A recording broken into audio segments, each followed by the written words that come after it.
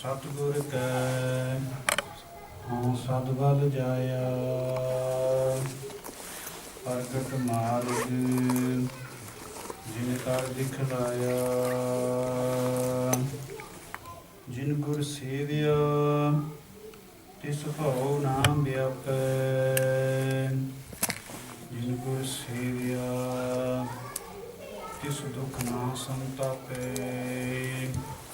नानक सोधे सिमरत वेद पार ब्रह्म गुर नाहि भेद जिन गुर सेविया तिस दुख ना व्यापै जिन गुर सेविया तिस भव ना व्यापै जिन गुर सेविया तिस दुख ना संतापै नानक सोधे सिमरत वेद पार ब्रह्म गुर नाहि भेद।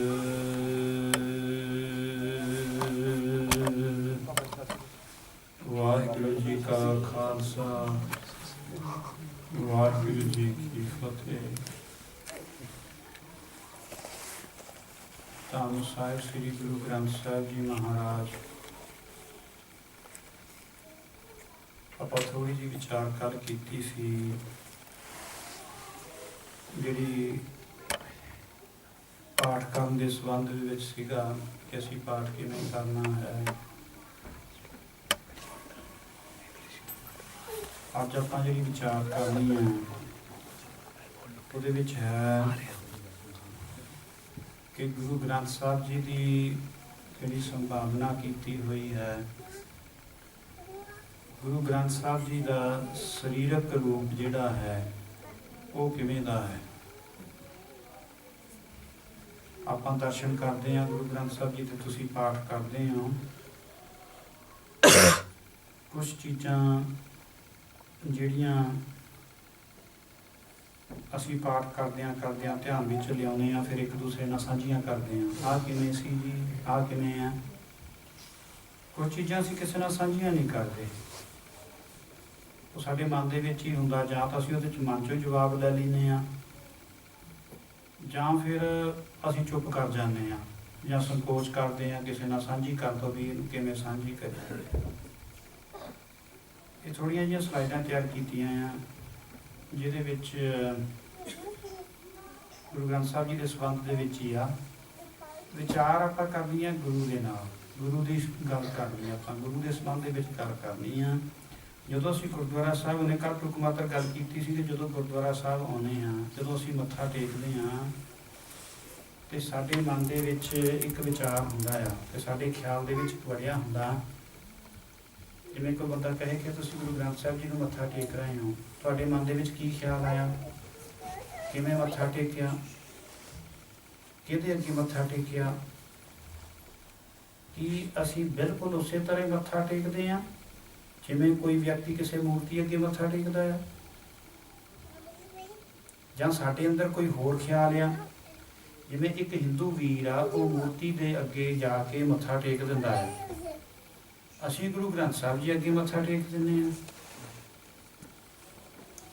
ਉਸ ਮੇਰੇ ਵੀਰ ਦੇ ਜਿਹੜੇ ਅੰਦਰ ਖਿਆਲ ਆ, ਜਿਹੜਾ ਵਿਚਾਰ ਆ, ਉਹਦੇ ਕੋਲ ਇੱਕ ਫਿਜ਼ੀਕਲ ਆਪਾਂ ਕਹਿ ਸਕਦੇ ਹਾਂ ਕਿ ਉਹਦੇ ਕੋਲ ਆਈਡਲ ਵਰਸ਼ਿਪ ਕਰਦੇ ਨਾ, ਉਹਨਾਂ ਦੇ ਕੋਲ ਇੱਕ ਬਣੀ ਹੋਈ ਚੀਜ਼ ਆ ਕਿ ਇਹ ਮੇਰੇ ਸ਼੍ਰੀ ਰਾਮ ਚੰਦਰ ਜੀ ਆ, ਇਹ ਮੇਰੇ ਸ਼੍ਰੀ ਕ੍ਰਿਸ਼ਨ ਜੀ ਆ, ਆਹ ਸ਼ਿਵ ਜੀ ਆ, ਆਹ ਪਾਰਵਤੀ ਜੀ ਆ, ਆਹ ਹਨੂਮਾਨ ਜੀ ਆ। ਉਹਦੇ ਅੱਗੇ ਮੱਥਾ ਟੇਕਦਾ ਆ, ਉਹਦੇ ਅੰਦਰ ਖਿਆਲ ਆਉਂਦਾ, ਉਹਨੂੰ ਪ੍ਰਗਟ ਦਿਸਦਾ ਹੈ ਕਿ ਉਹ ਬਣਾਈ ਹੋਈ ਜਿਹੜੀ ਮੂਰਤੀ ਆ ਉਹਦੇ ਅੱਗੇ ਮੱਥਾ ਟੇਕਦਾ ਹੈ। ਜਦੋਂ ਅਸੀਂ ਮੱਥਾ ਟੇਕਦੇ ਹਾਂ ਤੇ ਅਸੀਂ ਕੀ ਖਿਆਲ ਲਿਆਉਂਦੇ ਹਾਂ। ਜਿਹੜਾ ਯੰਗਸਟਰ ਆ, ਜਿਹੜੇ ਖਾਸ ਬੱਚਿਆਂ ਨੂੰ ਜਦੋਂ ਪੁੱਛਿਆ ਕਿ ਤੁਸੀਂ ਕੀ ਖਿਆਲ ਲਿਆਉਂਦੇ ਆ ਤੇ ਬੱਚਿਆਂ ਨੇ ਵੱਖਰੇ ਵੱਖਰੇ ਜਵਾਬ ਦਿੱਤੇ। ਇਹ ਜਵਾਬ ਸਾਡੇ 'ਚ ਵੀ ਆ, ਅਸੀਂ ਇਹ ਸਾਂਝਾ ਨਹੀਂ ਕੀਤਾ ਕਿਸੇ ਨਾਲ। ਸਾਡੇ ਮਨ 'ਚ ਆਉਂਦਾ ਕਈ ਵਾਰੀ ਅਸੀਂ ਪਾਲਕੀ ਨੂੰ ਮੱਥਾ ਟੇਕਦੇ ਹਾਂ, ਪਾਲਕੀ ਬੜੀ ਹੈ ਗੁਰੂ ਗ੍ਰੰਥ ਸਾਹਿਬ। ਕਈ ਵਾਰ ਅਸੀਂ ਗੁਰੂ ਗ੍ਰੰਥ ਸਾਹਿਬ ਜੀ ਨੂੰ ਮੱਥਾ ਟੇਕਦੇ ਹਾਂ ਕਿ ਗੁਰੂ ਗ੍ਰੰਥ ਸਾਹਿਬ ਜੀ ਹਿਮਾਲਿਆਂ ਦੇ ਵਿੱਚ ਹੈਗੇ ਆ। ਕਈ ਵਾਰੀ ਅਸੀਂ ਗੁਰੂ ਗ੍ਰੰਥ ਸਾਹਿਬ ਜੀ ਨੂੰ ਮੱਥਾ ਟੇਕਦੇ ਹਾਂ, ਸਾਡੇ ਅੰਦਰ ਖਿਆਲ ਆਉਂਦਾ ਕਿ ਅਸੀਂ ਗੁਰੂ ਗ੍ਰੰਥ ਸਾਹਿਬ ਜੀ ਨੂੰ ਮੱਥਾ ਟੇਕਿਆ ਹੈ। ਟੇਕਦੇ ਵੀ ਹਾਂ, पर की फर्क आ एक उस भजन बंदगी करने वाले बंदे विच जिहड़ा हिंदू धर्म नूं मन रहा, की फर्क आ उस अध्यात्मक पक्ष वाली सोच वाले बंदे दे विच जिहड़ा सिख धर्म नूं मन रहा? दोनों का मत्था टेकना इक्को जिहा ही है। गुरु नानक पातशाह के समय सतगुरु गुरु नानक पातशाह हाज़र नाज़र बैठते सी ते शरधावान गुरसिख गुरु नानक पातशाह नूं मत्था टेकदे सी, क्योंकि गुरु नानक पातशाह का शरीर सी, वो शरीर रूप दे विच बैठे हुए सी। गुरु नानक पातशाह तो बाद गुरु अंगद देव जी, गुरु अमरदास जी, 10वें पातशाह तक यही चलता रहा। 10वें पातशाह ने आन के बदलाव लिया।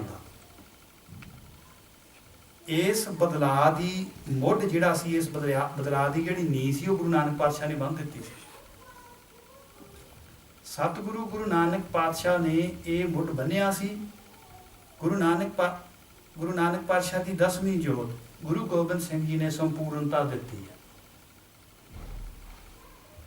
और सतगुरु जी ने यह गल कही आ कि अज तो बाद जिहड़ा तुहाडा सिक्ख्या गुरु आ वो गुरु ग्रंथ साहब जी आ। मुढ़ किवें वज्जिया? गुरु नानक पातशाह की गल करिए, सतगुरु गुरु नानक पातशाह जिन्ने थां ते भी गए आ,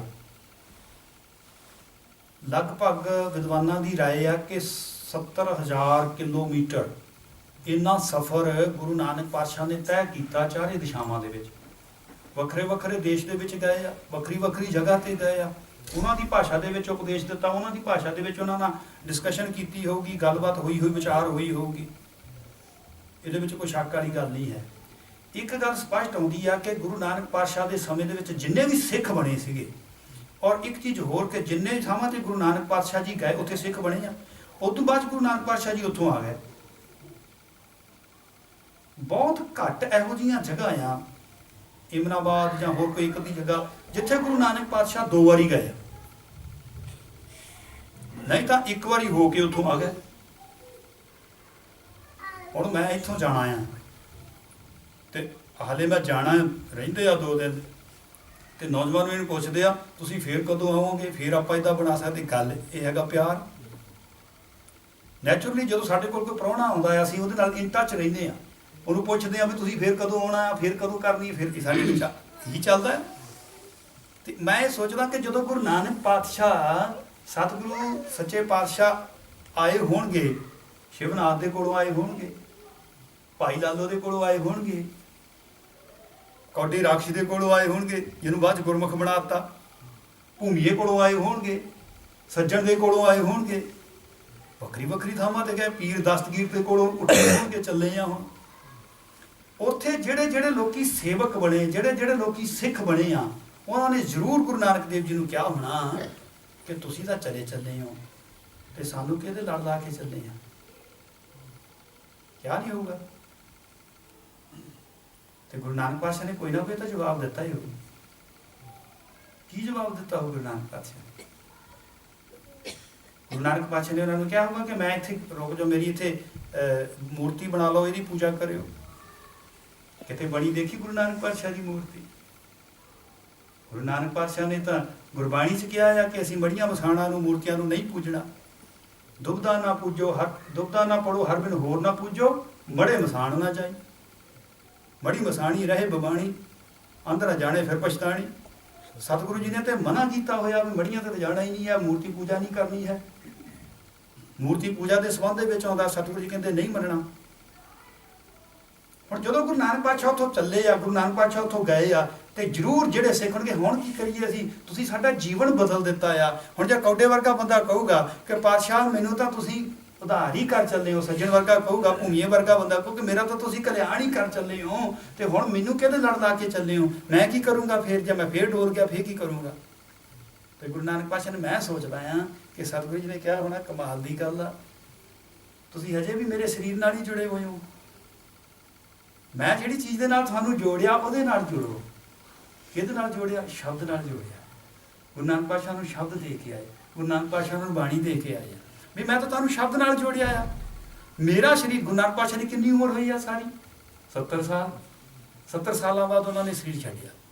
ਆਪਾਂ ਕਹਿੰਦੇ ਗੁਰੂ ਨਾਨਕ ਪਾਤਸ਼ਾਹ ਜੀ ਜੋਤੀ ਜੋਤ ਸਮਾ ਗਏ, ਜੇ ਆਮ ਸਿੱਧੀ ਭਾਸ਼ਾ ਦੇ ਵਿੱਚ ਅਸੀਂ ਗੱਲ ਕਰਨੀ ਹੋਵੇ, ਕਿਸੇ ਬੱਚੇ ਨੂੰ ਪੁੱਛਣਾ ਹੋਵੇ, ਉਹ ਆਪਾਂ ਕਹਿੰਦੇ ਵੀ ਜੋਤ ਸਮਾ ਗਿਆ, ਆਪਾਂ ਕਹਿੰਦੇ ਸਰੀਰ ਛੱਡ ਗਿਆ। ਗੁਰੂ ਨਾਨਕ ਪਾਤਸ਼ਾਹ ਦਾ ਅਸੀਂ ਸਤਿਕਾਰ ਕਰਦੇ ਹਾਂ, ਕਿਉਂ? ਜੋਤ ਰੂਪ ਹਰ ਆਪ ਗੁਰੂ ਨਾਨਕ ਕਹਾਇਓ। ਬਾਣੀ ਇਹ ਗੱਲ ਕਹੇ, ਤਾਂ ਤੇ ਅੰਗਦ ਭਇਓ ਤਤ ਸੋ ਤਤ ਮਨਾਇਓ, ਅੰਗਦ ਕਿਰਪਾ ਧਾਰ ਅਮਰ ਸਤਿਗੁਰ ਫਿਰ ਕੀਓ, ਅਮਰਦਾਸ ਅੰਮ੍ਰਿਤ ਛਤਰ ਗੁਰ ਰਾਮੇ ਦੀਓ ਚੱਲ ਪਿਆ। ਜਦੋਂ ਰਾਮਕਲੀ ਕੀ ਵਾਰ ਪੜ੍ਹਦੇ ਹਾਂ ਤਾਂ ਉਹਦੇ ਵਿੱਚ ਆਉਂਦਾ ਜੋਤ ਓਹਾ ਜੁਗਤ ਸਾਈ ਸਾ ਕਾਇਆ ਫੇਰ ਪਲਟੀਆ। ਮੈਨੂੰ ਯਾਦ ਆ ਇੱਕ ਵਾਰੀ ਮੈਂ ਆਪ ਜੀ ਦੇ ਨਾਲ ਇਹੀ ਵਿਚਾਰ ਬਹੁਤ ਦਿਨ ਪਹਿਲਾਂ ਸਾਂਝੀ ਕੀਤੀ ਸੀ।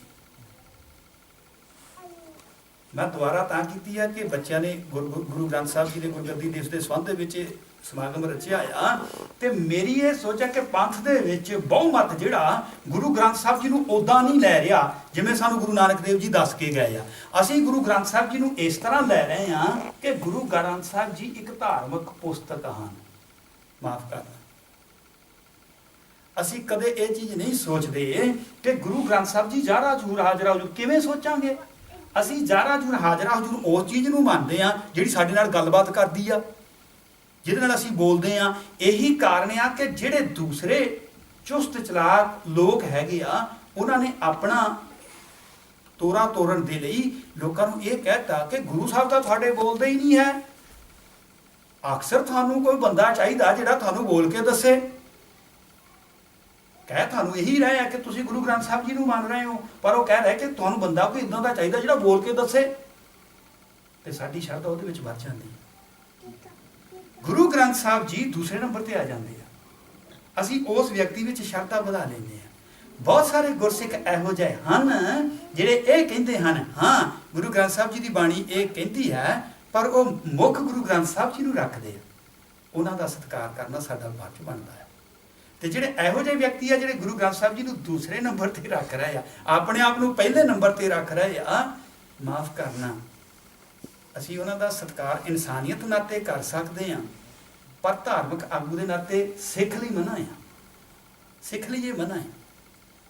ਪਾਤਸ਼ਾਹ ਨੇ ਜਿਹੜਾ ਖਾਲਸਾ ਸਾਜਿਆ ਹੋਇਆ ਆ, ਉਹਨੂੰ ਇਹ ਗੱਲ ਸਪਸ਼ਟ ਕਰ ਦਿੱਤੀ ਆ ਕਿ ਜਾਗਤ ਜੋਤ ਜਪੈ ਨਿਸਵਾਸੈ, ਏਕ ਬਿਨਾ ਮਨ ਨੈਕ ਨਾ ਆਨੈ, ਪੂਰਨ ਪ੍ਰੇਮ ਪ੍ਰਤੀਤ ਸਜੈ ਬ੍ਰਤ ਵਰਤ, ਗੋਰ ਦੇ ਧਾਰੀ ਗੁਰੂ, ਬ੍ਰਤ ਗੋਰ ਮੜੀ ਮਟ, ਭੂਲ ਨਾ ਮੰਨ।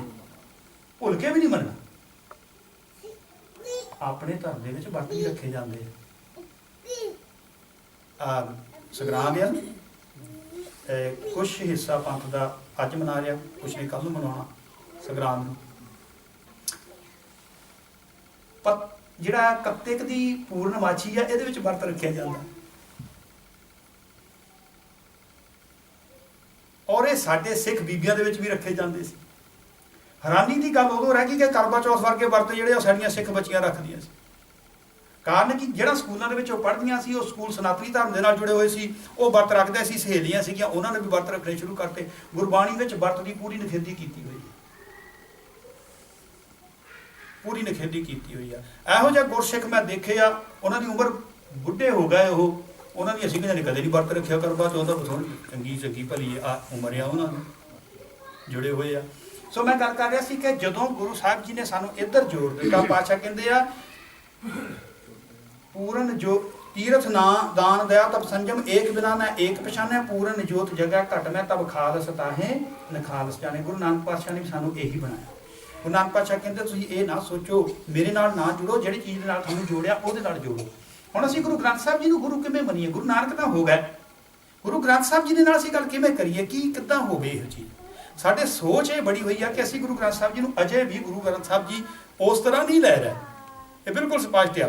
ਸਾਡੇ ਇੱਕ ਘਰ ਕਰ ਚੁੱਕਿਆ ਸਾਡੇ ਅੰਦਰ ਕਿ ਗੁਰੂ ਗ੍ਰੰਥ ਸਾਹਿਬ ਜੀ ਸਾਡੇ ਨਾਲ ਬੋਲਦੇ ਨਹੀਂ ਹਨ, ਤੇ ਜਿਹੜੀ ਚੀਜ਼ ਸਾਡੇ ਨਾਲ ਬੋਲਦੀ ਨਹੀਂ ਉਹਦੇ ਨਾਲ ਗੱਲ ਕਿ ਹਾਂ ਇੱਕ ਧਾਰਮਿਕ ਗ੍ਰੰਥ ਕਹਿਣ ਦੇ ਵਿੱਚ ਕੀ ਹਰਜ ਆ, ਧਾਰਮਿਕ ਪੁਸਤਕ ਕਹਿਣ ਦੇ ਵਿੱਚ ਕੀ ਹਰਜ ਆ। ਪਰ ਸਿੱਖ ਧਰਮ ਇਹ ਗੱਲ ਬਾਰ-ਬਾਰ ਕਹਿ ਰਿਹਾ ਕਿ ਗੁਰੂ ਗ੍ਰੰਥ ਸਾਹਿਬ ਜੀ ਸਾਡੇ ਜ਼ਾਰਾ ਹਜ਼ੂਰ ਹਾਜ਼ਰਾ ਹਜ਼ੂਰ ਗੁਰੂ ਹਨ।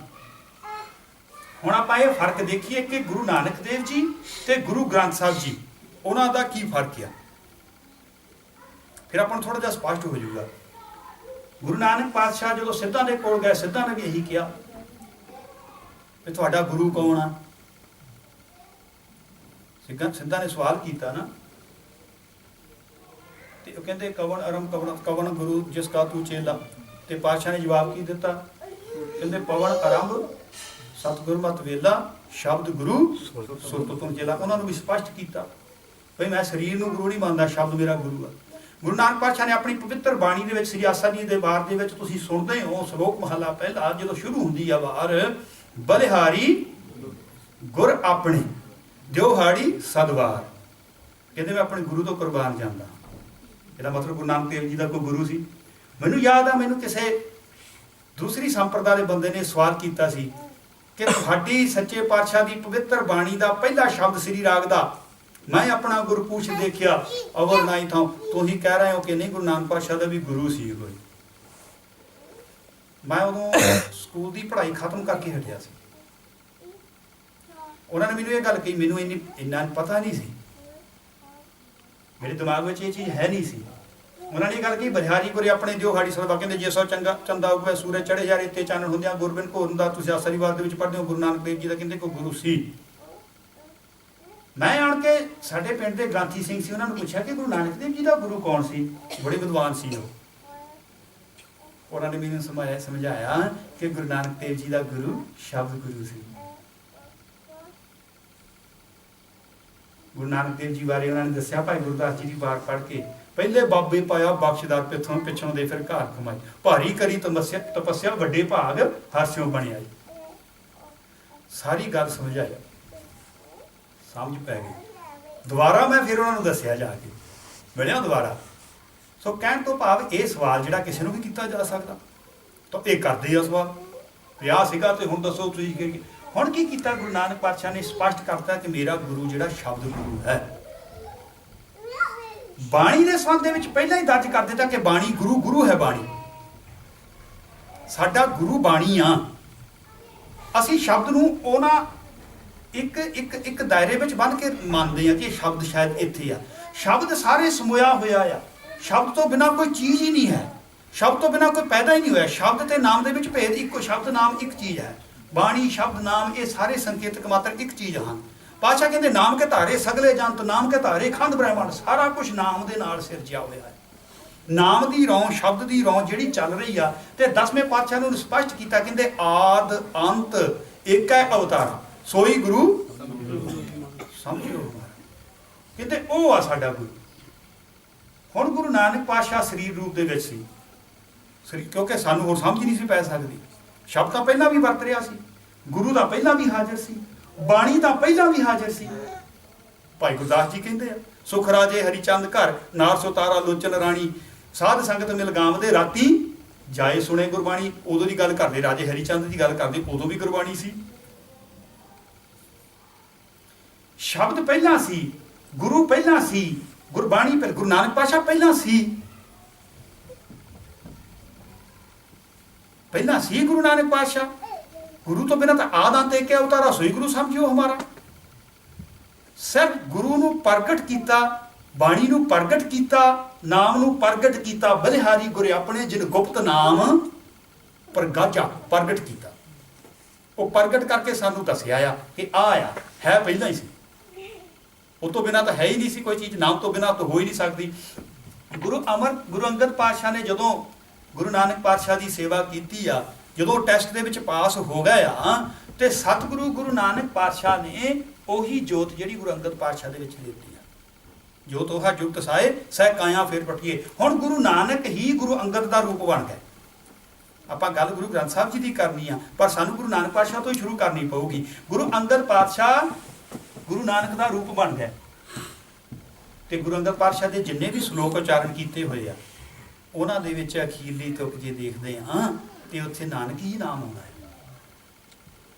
ਹੁਣ ਦੇਖੋ ਹੈਰਾਨੀ ਦੀ ਗੱਲ, ਇੱਕ ਕਰਾਮਾਤ ਹੋਈ। ਉਹ ਤਾਂ ਸਾਰੀਆਂ ਕਰਾਮਾਤਾਂ ਹੀ ਸੀ, ਇੱਕ ਪ੍ਰਤੱਖ ਕਰਾਮਾਤ ਹੋ ਗਈ ਜਿਹੜੀ ਇਤਿਹਾਸ ਦੇ ਵਿੱਚ ਦਰਜ ਆ। ਵੈਸੇ ਕਰਾਮਾਤਾਂ ਸਾਰੀਆਂ ਇਤਿਹਾਸ ਦੇ ਵਿੱਚ ਹਨ, ਲੇਕਿਨ ਇੱਕ ਇਹੋ ਜਿਹੀ ਕਰਾਮਾਤ ਹੋਈ ਆ ਜਿਹੜਾ ਬੰਦਾ ਹੈਰਾਨ ਰਹਿ ਜਾਂਦਾ। 72 ਸਾਲਾਂ ਦੇ ਗੁਰੂ ਅਮਰਦਾਸ ਹੋਏ ਆ ਜਦੋਂ ਉਹਨਾਂ ਨੂੰ ਗੁਰਗੱਦੀ ਮਿਲੀ ਆ। ਜਦੋਂ ਗੁਰੂ ਦੇ ਕੋਲ ਆਏ 60 ਸਾਲਾਂ ਦੇ ਬਜ਼ੁਰਗ ਸੀ, 60 ਸਾਲ ਦੀ ਉਮਰ ਸੀ ਗੁਰੂ ਅਮਰਦਾਸ ਪਾਤਸ਼ਾਹ ਦੀ ਜਦੋਂ ਗੁਰੂ ਅੰਗਦ ਦੇਵ ਜੀ ਦੇ ਕੋਲ ਆਏ। ਔਰ ਰਿਸ਼ਤੇ ਦੇ ਵਿੱਚ ਉਹਨਾਂ ਦੇ ਕੁੜਮ ਲੱਗਦੇ ਸੀ।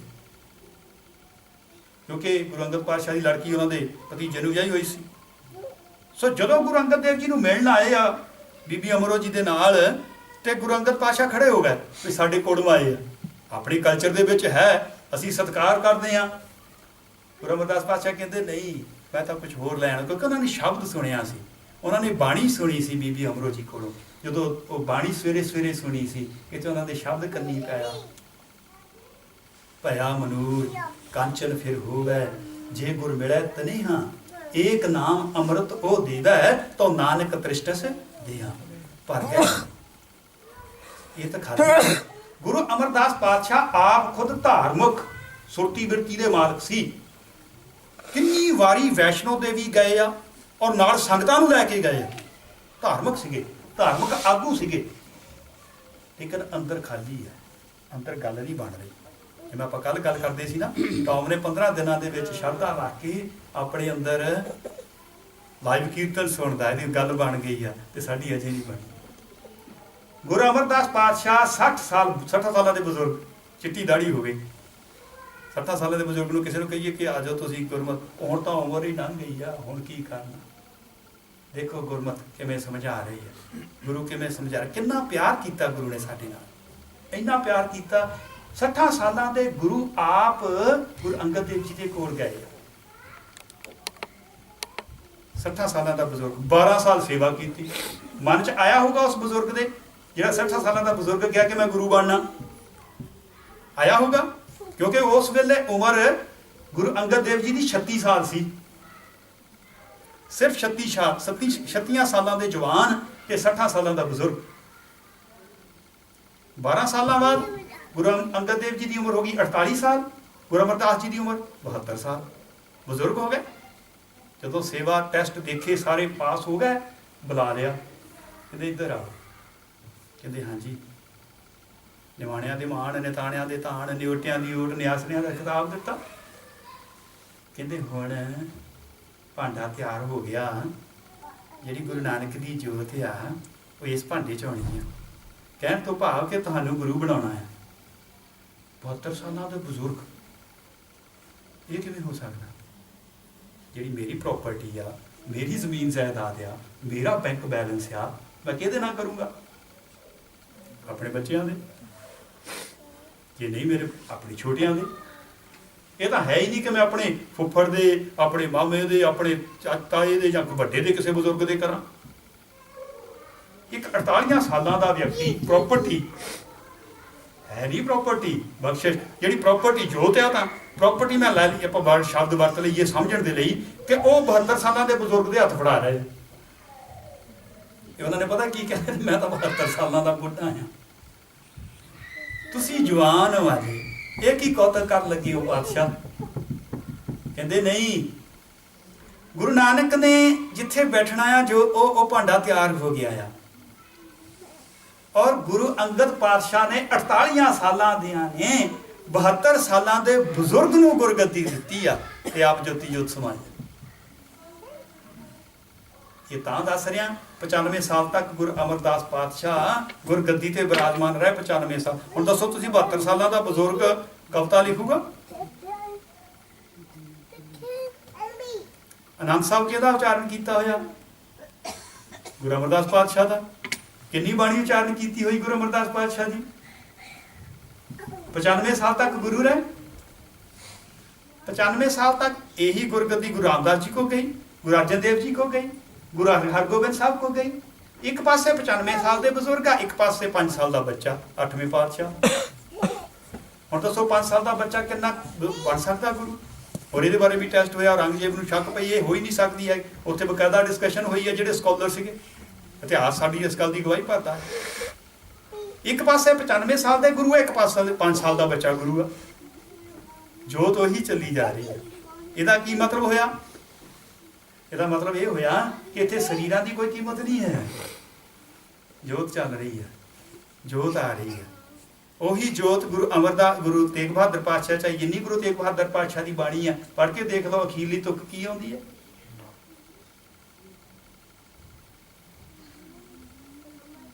ਕੀ ਆਉਂਦੀ ਗੁਰੂ ਦੀ? ਨਾਨਕ ਹੀ ਤਾਂ ਆਉਂਦਾ ਆ। ਨਾਨਕ ਲੀਨ ਭਇਓ ਗੋਬਿੰਦ ਸਿਓ ਜੋ ਪਾਣੀ ਸੰਖਿਓ। ਕੋਈ ਵੀ ਲੈ ਲਈਏ, ਨੌਵੇਂ ਪਾਤਸ਼ਾਹ ਦੇ ਸਲੋਕ ਆ, ਸਾਰਿਆਂ 'ਚ ਨਾਨਕ ਨਾਮ ਆਉਂਦਾ। ਜੋਤ ਉਹੀ ਚੱਲੀ ਆ ਰਹੀ, 10ਵੇਂ ਪਾਤਸ਼ਾਹ 'ਚ ਵੀ ਜੋਤ ਉਹੀ ਆ। 10ਵੇਂ ਪਾਤਸ਼ਾਹ ਨੇ ਸੰਪੂਰਨਤਾ ਦੇਣ ਦੇ ਲਈ ਖਾਲਸਾ ਪੰਥ ਦੀ ਸਾਜਨਾ ਕੀਤੀ ਤੇ ਨਾਲ ਦੀ ਨਾਲ 5 ਪਿਆਰੇ ਸਾਜ ਕੇ ਉਹ ਜੋਤ ਜਿਹੜੀ ਸੀ ਗੁਰੂ ਦੀਖਿਆ ਦਾ ਅਧਿਕਾਰ 5 ਪਿਆਰੇ ਸਾਹਿਬਾਨ ਨੂੰ ਦੇ ਦਿੱਤਾ ਤੇ ਗੁਰੂ ਸਿੱਖਿਆ ਦਾ ਅਧਿਕਾਰ ਗੁਰੂ ਗ੍ਰੰਥ ਸਾਹਿਬ ਜੀ ਦੇ ਕੋਲ ਹੈ। ਜਦੋਂ ਗੁਰੂ ਗ੍ਰੰਥ ਸਾਹਿਬ ਜੀ ਦੀ ਹਜ਼ੂਰੀ 'ਚ 5 ਪਿਆਰੇ ਖੜੇ ਹੁੰਦੇ ਆ ਤੇ ਗੁਰੂ ਨਾਨਕ ਹੀ ਹੈ, ਗੁਰੂ ਨਾਨਕ ਦੀ ਹੀ ਜੋਤ ਆ। ਉਹੀ ਜੋਤ ਜਿਹੜੀ ਕੱਲੇ ਕੱਲੇ ਸਿੱਖ ਨੂੰ ਅੰਮ੍ਰਿਤ ਦੇ ਰੂਪ ਦੇ ਵਿੱਚ ਵੰਡੀ ਜਾ ਰਹੀ ਹੈ। ਕਹਿੰਦੇ ਕਿ ਨਾਮ ਲਿਆ, ਮੈਂ ਤਾਂ ਗੁਰੂ ਦੇ ਕੋਲੋਂ ਨਾਮ ਲਿਆ। ਸਾਡੇ ਤਾਂ 5 ਆ ਨਾਮ ਦੇਣ ਵਾਲੇ, ਤੁਸੀਂ ਤਾਂ ਇੱਕ ਅੱਧੇ ਤੋਂ ਲਿਆ। ਭਾਈ ਗੁਰਦਾਸ ਜੀ ਇਹ ਗੱਲ ਕਹਿ ਗਏ, ਕਹਿੰਦੇ ਇੱਕ ਸਿੱਖ ਦੋਏ ਸਾਧ ਸੰਗ ਪੰਜੀ ਪਰਮੇਸ਼ਰ। ਇੱਕ ਤਾਂ ਸਿੱਖ ਹੁੰਦਾ, 2 ਕਹਿੰਦੇ ਸਤ ਸੰਗਤ ਬਣ ਜਾਂਦੀ ਆ। ਜੇ 5 ਆ ਤਾਂ ਪਰਮੇਸ਼ਰ, ਅਸੀਂ ਤਾਂ ਨਾਮ ਹੀ ਪਰਮੇਸ਼ਰ ਦੇ ਕੋਲੋਂ ਲਿਆ ਹੋਇਆ ਹੈ। ਜਿਹਨੇ ਅੰਮ੍ਰਿਤ ਛਕਿਆ ਉਹਦੇ ਨਾਮ ਹੀ ਪਰਮੇਸ਼ਰ ਦੇ ਕੋਲੋਂ ਲਿਆ ਹੋਇਆ, ਫਿਰ ਉਹਨੂੰ ਨਾਮ ਦੀ ਕੋਈ ਲੋੜ ਰਹਿ ਗਈ? ਨਾਮ ਦ੍ਰਿੜ ਕਿਹਨੇ ਕਰਵਾਇਆ? ਗੁਰੂ ਨੇ। 5 ਪਿਆਰੇ ਸਾਹਿਬਾਨ ਨੇ ਨਾਮ ਦ੍ਰਿੜਾਇਆ। ਹੁਣ ਆਪਾਂ ਗੱਲ ਕਰੀਏ ਕਿ ਗੁਰੂ ਗ੍ਰੰਥ ਸਾਹਿਬ ਜੀ ਦੀ, ਵੀ ਇਹ ਸਾਡੇ ਸ਼ਬਦ ਗੁਰੂ, ਇਹ ਸਾਡੇ ਗੁਰੂ ਕਿਵੇਂ ਆ? ਅਸੀਂ ਸਿਰਫ ਉਹ ਚੀਜ਼ ਨੂੰ ਸੋਚਦੇ ਹਾਂ, ਅਸੀਂ ਉਨੀ ਬਰੀਕੀ ਨਾਲ ਨਹੀਂ ਸੋਚਦੇ। ਉਦਾਹਰਨ ਦੇ ਤੌਰ ਤੇ ਮੈਂ ਜਦੋਂ ਇੰਡੀਆ ਦੇ ਵਿੱਚ ਸੀ, ਮੈਂ ਪਹਿਲਾਂ ਮੈਂ ਪੜ੍ਹਦਾ ਸੀ, ਲੋਕੀ ਮੇਰਾ ਨਾਮ, ਤੁਸੀਂ ਵੀ ਮੇਰਾ ਨਾਮ ਜਾਣਦੇ ਹੋ, ਲੋਕੀ ਮੇਰਾ ਨਾਮ ਲੈ ਕੇ ਬੁਲਾਉਂਦੇ ਸੀ, ਕੁਲਵਿੰਦਰ ਸਿੰਘ ਇੱਧਰ ਆ ਬਈ, ਕੁਲਵਿੰਦਰ ਸਿੰਘ ਇੱਧਰ ਆ ਬਈ। ਉਸ ਤੋਂ ਬਾਅਦ ਦੇ ਵਿੱਚ ਮੈਂ ਆਪਣੀ ਪੜ੍ਹਾਈ ਖਤਮ ਕੀਤੀ, ਮੈਂ ਐਜੂਕੇਸ਼ਨ ਡਿਪਾਰਟਮੈਂਟ ਦੇ ਵਿੱਚ ਚਲਾ ਗਿਆ, ਉੱਥੇ ਟੀਚਰ ਬਣ ਗਿਆ। ਤੇ ਆਪਾਂ ਨੂੰ ਪਤਾ ਇੰਡੀਆ ਦੇ ਵਿੱਚੋਂ ਤੁਸੀਂ ਆਏ ਹੋ, ਇੰਡੀਆ ਦੇ ਵਿੱਚ ਟੀਚਰ ਨੂੰ ਕੀ ਕਹਿੰਦੇ ਆ? ਮਾਸਟਰ ਜੀ। ਸਾਰੇ ਲੋਕੀ ਮੈਨੂੰ ਮਾਸਟਰ ਜੀ ਕਹਿਣ ਲੱਗ ਪਏ। 91 ਤੋਂ ਲੈ ਕੇ 2004 ਤੱਕ ਮੈਂ ਪੜ੍ਹਾਇਆ ਉੱਥੇ। ਤੇ ਉਹ ਜਿਹੜੇ ਬੱਚੇ ਸੀਗੇ ਜਵਾਨ ਹੋਏ, ਉਹ ਮੈਨੂੰ ਮਾਸਟਰ ਜੀ ਕਹਿੰਦੇ। ਕਈਆਂ ਨੂੰ ਮੇਰੇ ਨਾਮ ਦਾ ਨਹੀਂ ਸੀ ਪਤਾ। ਦੂਸਰੇ ਪਿੰਡ 'ਚ ਜਾਂਦਾ ਸੀ, ਮਾਸਟਰ ਜੀ ਆ ਗਿਆ। ਅੱਛਾ, ਉਹ ਮੈਂ ਛੱਡ ਦਿੱਤਾ, ਬਾਅਦ 'ਚ ਇੱਥੇ ਆ ਗਿਆ, ਜੁਆਇਨ ਕਰ ਲਿਆ, ਆਹ ਪ੍ਰੋਫੈਸ਼ਨ ਜੁਆਇਨ ਕਰ ਲਿਆ ਐਜ਼ ਏ ਗ੍ਰੰਥੀ ਸਿੰਘ। ਤੇ ਲੋਕੀ ਮੈਨੂੰ ਹੁਣ ਕੀ ਕਹਿੰਦੇ? ਇਹਦਾ ਨਾਮ ਨਹੀਂ ਜਾਣਦੇ ਮੇਰਾ, ਕੀ ਕਹਿਣਗੇ ਮੈਨੂੰ? ਉਹ ਗਿਆਨੀ ਜੀ, ਬਾਬਾ ਜੀ। ਅੱਛਾ, ਇਹ ਪ੍ਰੋਫੈਸ਼ਨ ਛੱਡ ਦਿੰਦਾ ਮੈਂ ਕੋਈ ਹੋਰ ਜੁਆਇਨ ਕਰ ਲੈਣਾ, ਲੋਕੀ ਮੈਨੂੰ ਫਿਰ ਉਸ ਨਾਮ ਦੇ ਨਾਲ ਜਾਣਨਗੇ। ਇਹਦਾ ਕੀ ਮਤਲਬ ਹੋਇਆ? ਇਹਦਾ ਮਤਲਬ ਇਹ ਹੋਇਆ ਕਿ ਜਿਹੜਾ ਮੇਰਾ ਕਿੱਤਾ ਆ ਤੇ ਜਿਹੜੇ ਮੇਰੇ ਗੁਣ ਆ, ਉਹਨਾਂ ਦੇ ਕਰਕੇ ਮੇਰੀ ਪਛਾਣ ਆ। ਜੇ ਫਰਜ਼ ਕੀਤਾ ਮੈਂ ਚੋਰ ਜਾਂ ਠੱਗ ਬਣ ਜਾਂਦਾ, ਤਾਂ ਲੋਕੀ ਮੈਨੂੰ ਚੋਰ ਜਾਂ ਠੱਗ ਕਹਿਣਗੇ, ਕੁਕਰਮੀ ਕਹਿਣਗੇ, ਪਾਪੀ ਕਹਿਣਗੇ। ਜਿਹੜੇ ਸਾਡੇ ਵਿੱਚ ਗੁਣ ਜਾਂ ਔਗਣ ਆ, ਉਹਨਾਂ ਦਾ ਕਰਕੇ ਸਾਡੀ ਪਛਾਣ ਹੁੰਦੀ ਆ। ਤੇ ਸਰੀਰ ਦੀ ਤਾਂ ਕੋਈ ਕੀਮਤ ਹੀ ਨਹੀਂ ਰਹਿ ਗਈ। ਉਹ ਸਰੀਰ ਦੀ ਕੀਮਤ ਹੈ? ਕੁਲਵਿੰਦਰ ਸਿੰਘ ਤਾਂ ਪਾਸਾ ਹੀ ਰਹਿ ਗਿਆ ਇੱਕ। ਸਰੀਰ ਦੀ ਤਾਂ ਕੋਈ ਕੀਮਤ, ਜਿਹੜੀ ਚੀਜ਼ ਮੇਰੇ ਵਿੱਚ ਹੈ, ਜਿਹੜਾ ਪ੍ਰੋਫੈਸ਼ਨ ਮੈਂ ਜੁਆਇਨ ਕੀਤਾ ਹੋਇਆ, ਉਹਦੇ ਹਿਸਾਬ ਦੇ ਨਾਲ ਮੇਰੀ ਪਛਾਣ ਬਣੀ ਜਾ ਰਹੀ ਆ। ਉਹਦੇ ਨਾਲ ਲੋਕੀ ਪਛਾਣਦੇ ਮੈਨੂੰ, ਆਹ ਫਲਾਨਾ ਆ, ਆਹ ਜੀ ਤੁਸੀਂ ਆਹ ਆ। ਡਾਕਟਰ ਨੂੰ ਕਿਉਂ ਅਸੀਂ ਕਹਿੰਦੇ ਡਾਕਟਰ? ਕਿਉਂਕਿ ਉਹਦਾ ਪ੍ਰੋਫੈਸ਼ਨ ਉਹ ਆ, ਉਹਦੇ ਵਿੱਚ ਗੁਣ ਉਹ ਆ। ਟੀਚਰ ਨੂੰ ਅਸੀਂ ਤਾਂ ਟੀਚਰ ਕਹਿੰਦੇ ਆ। ਇਸੇ ਤਰ੍ਹਾਂ ਦੁਨੀਆ ਦੇ ਵਿੱਚ ਉਸ ਵਿਅਕਤੀ ਦੀ ਪਛਾਣ ਹੁੰਦੀ ਆ ਜਿਹਦੇ ਕੋਲ ਜਿਹੜਾ ਪ੍ਰੋਫੈਸ਼ਨ ਹੈ, ਜਿਹੜੇ ਗੁਣ ਆ। ਹੁਣ ਆ ਜਾਈਏ ਗੁਰੂ ਗ੍ਰੰਥ ਸਾਹਿਬ ਜੀ ਵੱਲ। ਸਤਿਗੁਰ ਸੱਚੇ ਪਾਤਸ਼ਾਹ ਦੇ ਵਿੱਚ ਕੀ ਗੁਣ ਆ? ਕੀ ਆ ਸਤਿਗੁਰ ਸੱਚੇ ਪਾਤਸ਼ਾਹ ਦੇ ਵਿੱਚ? ਪਰਮੇਸ਼ਰ ਦੇ ਗੁਣ ਆ, ਪਰਮੇਸ਼ਰ ਦੀ ਗੱਲ ਆ, ਵਾਹਿਗੁਰੂ ਜੀ ਦੀ ਗੱਲ ਆ ਸਾਰੀ। ਸਰੀਰ ਹੀ ਆ, ਆਹ ਨਹੀਂ ਸਰੀਰ ਹੋਇਆ, ਉਹ ਸਰੀਰ ਸਹੀ। ਜੇ ਗੁਰੂ ਨਾਨਕ ਦਾ ਆਹ ਸਰੀਰ ਸੀਗਾ ਆਪਣੀ ਵਰਗਾ, ਜੇ ਇਹ ਸਰੀਰ ਗੁਰੂ ਨਾਨਕ ਨੇ ਛੱਡ ਦਿੱਤਾ ਤਾਂ ਉਹੀ ਗੁਣ, ਸਾਰੀ ਉਹੀ ਕਰਾਮਾਤ, ਸਾਰੇ ਉਹੀ ਚੀਜ਼ਾਂ ਉਹਦੇ ਵਿੱਚ ਆ ਗਈਆਂ। ਕੀ ਕਹੋਗੇ? ਅੱਜ ਨੌਜਵਾਨ ਬੈਠਾ ਮੇਰੇ ਕੋਲ, ਇਹਦੇ ਵਿੱਚ ਇੰਨੀ ਤਾਕਤ ਆ ਜਾਵੇ ਕਿ ਇਹ ਕਿਸੇ ਚੀਜ਼ ਨੂੰ ਸਿਰਜਣਾਤਮਕ ਸ਼ਕਤੀ ਦੇ ਨਾਲ ਆਪਣੀ ਨਾਲ ਸਿਰਜ ਸਕੇ, ਕਿਸੇ ਚੀਜ਼ ਨੂੰ, ਕਿਸੇ ਨੂੰ ਖਤਮ ਕਰ ਸਕੇ, ਡਿਸਟਰੋਏ ਕਰ ਸਕੇ, ਕਿਸੇ ਨੂੰ ਜੀਵਨ ਦੇ ਸਕੇ, ਕਿਸੇ ਦੇ ਵੱਲ ਹੱਥ ਰੱਖੇ ਉਹਦਾ ਜੀਵਨ ਬਦਲ ਦੇਵੇ, ਕਿਸੇ ਦਰਖਤ ਵੱਲ ਦੇਖੇ ਉਹਨੂੰ ਹਰਾ ਕਰ ਦੇਵੇ। ਸਾਰੀਆਂ ਤਾਕਤਾਂ ਇਸ ਨੌਜਵਾਨ ਦੇ ਵਿੱਚ ਆ ਜਾਣ, ਅਸੀਂ ਇਹਨੂੰ ਕੀ ਕਵਾਂਗੇ? ਇਹ ਤਾਂ ਰੱਬ ਆ, ਇਹ ਤਾਂ ਵਾਹਿਗੁਰੂ ਆ, ਇਹ ਤਾਂ ਅੱਲਾ ਆ, ਇਹ ਤਾਂ ਖੁਦਾ। ਇਹੀ ਕਵਾਂਗੇ, ਇਹੀ ਕਵਾਂਗੇ ਨਾ। ਉਹਦੇ ਵਿੱਚ ਸਾਰੇ ਗੁਣ ਆ, ਹਰ ਇੱਕ ਚੀਜ਼ ਕਰਦੇ ਆ, ਹਰ ਇੱਕ ਚੀਜ਼ ਮਰੇ ਹੋਏ ਨੂੰ ਜੀਣਾ ਕਰਦੇ ਆ, ਸਾਰੇ ਗੁਣ ਵਾਹਿਗੁਰੂ ਜੀ ਦੇ ਆ। ਤੇ ਉਸੇ ਕਰਕੇ ਸੱਚੇ ਪਾਤਸ਼ਾਹ ਨੇ ਕਿਹਾ ਕਿ ਮੇਰੇ ਸਿੱਖ ਦੇ ਭੁਲੇਖਾ ਨਾ ਖਾ ਜਾਣ। ਪਾਤਸ਼ਾਹ ਕਹਿੰਦੇ ਬਾਹੋ ਬਾਹੋ ਬਾਣੀ। ਪਰ ਜਦੋਂ ਅਸੀਂ ਮੱਥਾ ਟੇਕਦੇ ਤਾਂ ਅਸੀਂ ਨਿਰੰਕਾਰ ਨੂੰ ਮੱਥਾ ਟੇਕ ਰਹੇ ਹਾਂ, ਉਸ ਪਰਮੇਸ਼ਰ ਜੀ ਨੂੰ ਮੱਥਾ ਟੇਕ ਰਹੇ ਹਾਂ, ਉਸ ਵਾਹਿਗੁਰੂ ਜੀ ਨੂੰ ਮੱਥਾ ਟੇਕ ਰਹੇ ਹਾਂ। ਇਸ ਬਾਣੀ ਦੀ ਕਰਾਮਾਤ ਜਿਨ੍ਹਾਂ ਦੇ ਨਾਲ ਹੋਈ ਆ, ਉਹਨਾਂ ਨੂੰ ਪਤਾ ਜਿਹੜੀਆਂ ਕਰਾਮਾਤਾਂ ਇਸ ਬਾਣੀ ਨੇ ਕੀਤੀਆਂ ਹੋਈਆਂ। ਇੱਕ ਆਫੀਸਰ, ਉਹਨੂੰ ਨੁਕਸ, ਤੁਸੀਂ ਅੱਜ ਵੀ ਵੈਬਸਾਈਟ ਤੇ ਜਾਓ, ਉੱਥੇ ਤੁਸੀਂ ਦੇਖ ਸਕਦੇ, ਪੜ੍ਹ ਸਕਦੇ ਹੋ। ਉਹਨੂੰ ਨੁਕਸ ਪੈ ਗਿਆ ਕਿ ਉਹਦਾ ਜਿਹੜਾ ਦਿਲ ਸੀਗਾ ਉਹ ਵੱਡਾ ਹੋਣ ਲੱਗ ਪਿਆ, ਦਿਲ ਵਧਣ ਲੱਗ ਪਿਆ। ਜਦੋਂ ਦਿਲ ਵਧਣ ਲੱਗ ਪਿਆ ਤੇ ਉਹ DMC ਹਸਪੀਟਲ ਗਏ ਲੁਧਿਆਣੇ, ਉੱਥੇ ਡਾਕਟਰਾਂ ਨੂੰ ਚੈੱਕ ਕਰਾਇਆ। ਡਾਕਟਰ ਕਹਿੰਦੇ ਸਾਡੇ ਕੋਲ ਇਸ ਚੀਜ਼ ਦਾ ਇਲਾਜ ਨਹੀਂ ਹੈ, ਤੁਸੀਂ ਠੀਕ ਨਹੀਂ ਹੋ ਸਕਦੇ, ਸਾਡੇ ਕੋਲ ਇਸ ਚੀਜ਼ ਦਾ ਇਲਾਜ ਨਹੀਂ ਹੈ। ਉਹ ਬੜਾ ਪਰੇਸ਼ਾਨ ਹੋਇਆ। ਸੀਗਾ ਸਿੱਖ ਧਰਮ ਨਾਲ ਸੰਬੰਧ ਰੱਖਣ ਵਾਲਾ, ਅੰਮ੍ਰਿਤਧਾਰੀ ਸੀ। ਉਹਨੇ ਕੀ ਕੀਤਾ, ਭਜਨ ਬੰਦਗੀ ਸ਼ੁਰੂ ਕਰ ਦਿੱਤੀ। ਉਹ ਲਿਖ ਰਿਹਾ, ਕਹਿੰਦੇ ਮੈਂ 3 ਮਹੀਨੇ ਸਿਮਰਨ ਕੀਤਾ, 2 ਘੰਟੇ ਸਵੇਰੇ ਤੇ 2 ਘੰਟੇ ਸ਼ਾਮ, ਬਾਣੀ ਦੇ ਨਾਲ ਜੁੜੇ। ਜਦੋਂ ਕਹਿੰਦੇ 3 ਮਹੀਨਾ ਬਾਅਦ ਚੈੱਕ ਕਰਾਇਆ ਤੇ ਡਾਕਟਰ ਕਹਿੰਦੇ ਇਹ ਤਾਂ ਕਰਾਮਾਤ ਹੋ ਗਈ, ਇਹ ਕੀ ਭਾਣਾ ਵਰਤ ਗਿਆ, ਤੁਸੀਂ ਤਾਂ ਨਾਰਮਲ ਹੋ, ਤੁਸੀਂ ਤਾਂ ਠੀਕ ਹੋ। ਬੜਾ ਹੈਰਾਨ ਰਹਿ ਗਿਆ। ਉੱਥੇ ਸਿੱਖ ਡਾਕਟਰ ਵੀ ਸੀਗੇ। ਉਹ ਕਹਿੰਦੇ ਤੁਸੀਂ ਕੀ ਕੀਤਾ ਆ, ਵੀ ਸਾਨੂੰ ਵੀ ਦੱਸੋ, ਅਸੀਂ ਦੂਸਰੇ ਮਰੀਜ਼ਾਂ ਨੂੰ ਵੀ ਦੱਸ ਸਕੀਏ। ਉਹ ਕਹਿੰਦੇ ਮੈਂ ਆਹ ਕੀਤਾ, 3 ਘੰਟੇ ਸਿਮਰਨ ਸਵੇਰੇ ਤੇ 3 ਘੰਟੇ ਕੀਤਾ ਸ਼ਾਮ, ਤੇ ਬਾਣੀ ਪੜ੍ਹੀ ਆ, ਗੁਰੂ ਤੇ ਰੱਖਿਆ ਭਰੋਸਾ, ਇੰਨੇ ਮੈਂ ਪਾਠ ਕੀਤੇ ਚੌਪਈ ਸਾਹਿਬ ਦੇ, ਇੰਨੇ ਮੈਂ ਜਪਜੀ ਸਾਹਿਬ ਦੇ ਪਾਠ ਕੀਤੇ ਆ, ਆਹ ਬਖਸ਼ਿਸ਼ ਮੈਨੂੰ ਗੁਰੂ ਨੇ ਦਿੱਤੀ ਆ।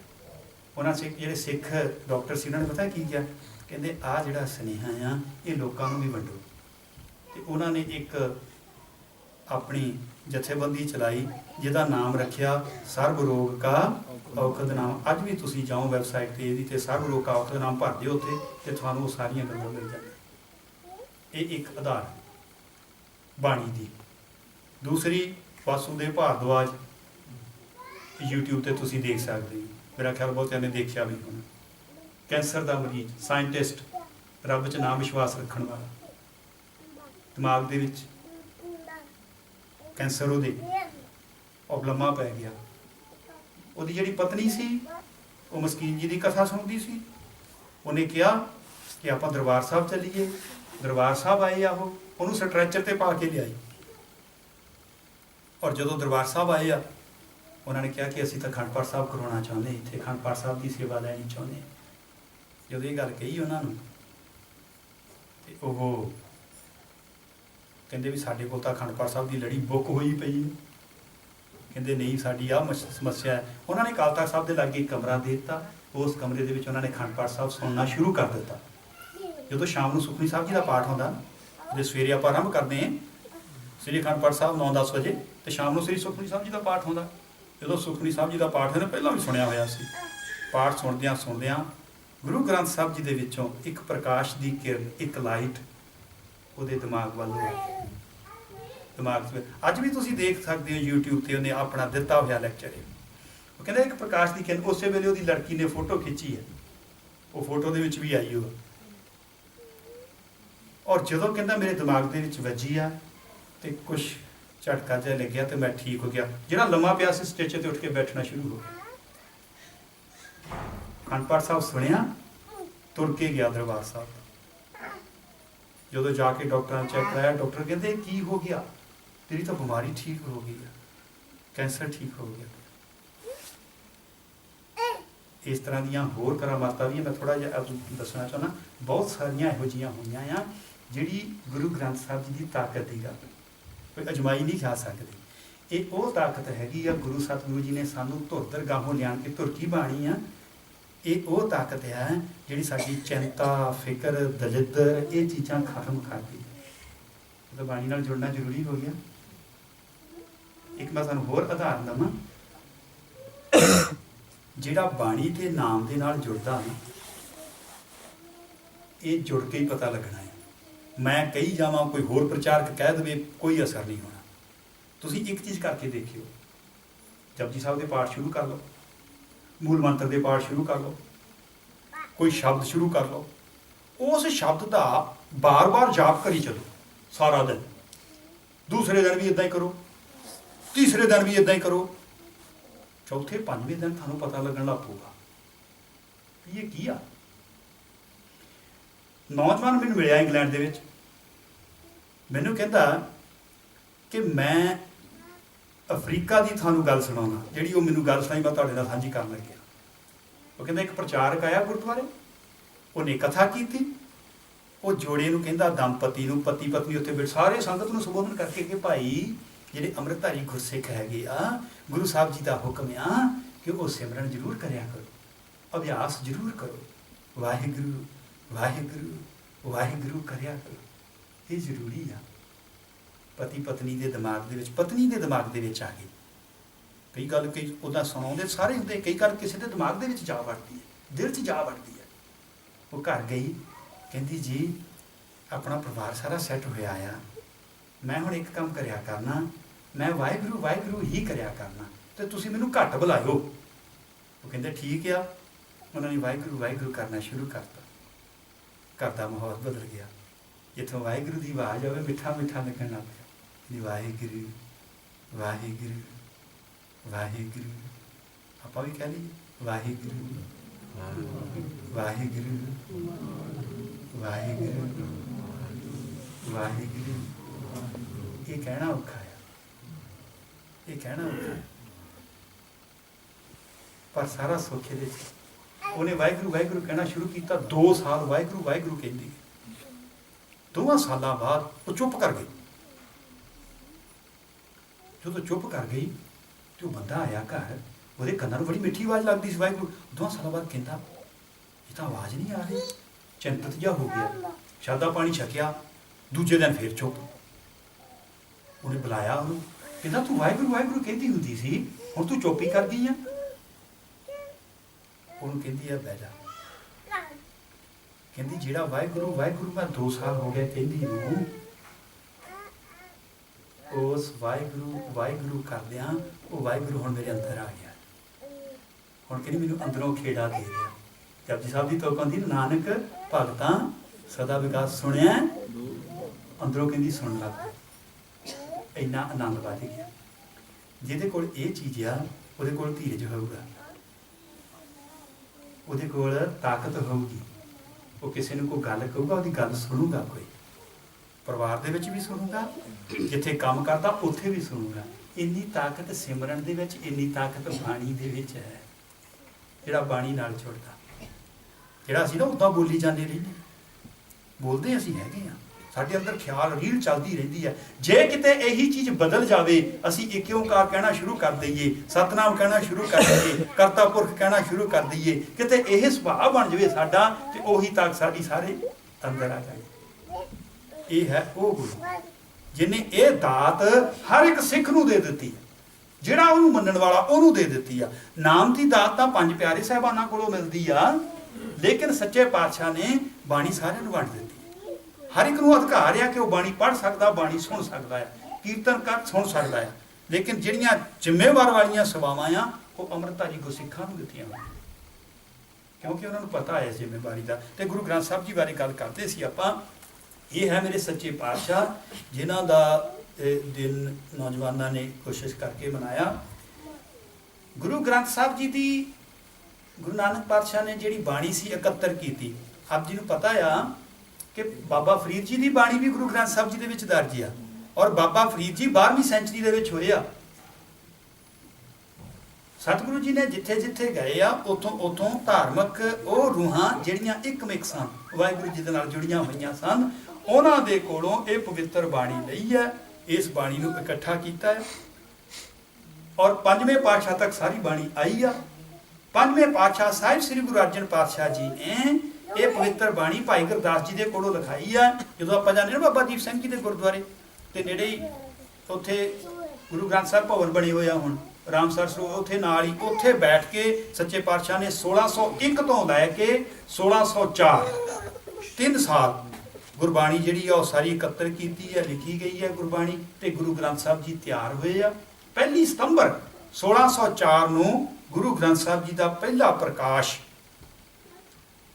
ਸ੍ਰੀ ਹਰਿਮੰਦਰ ਸਾਹਿਬ ਹੋਇਆ।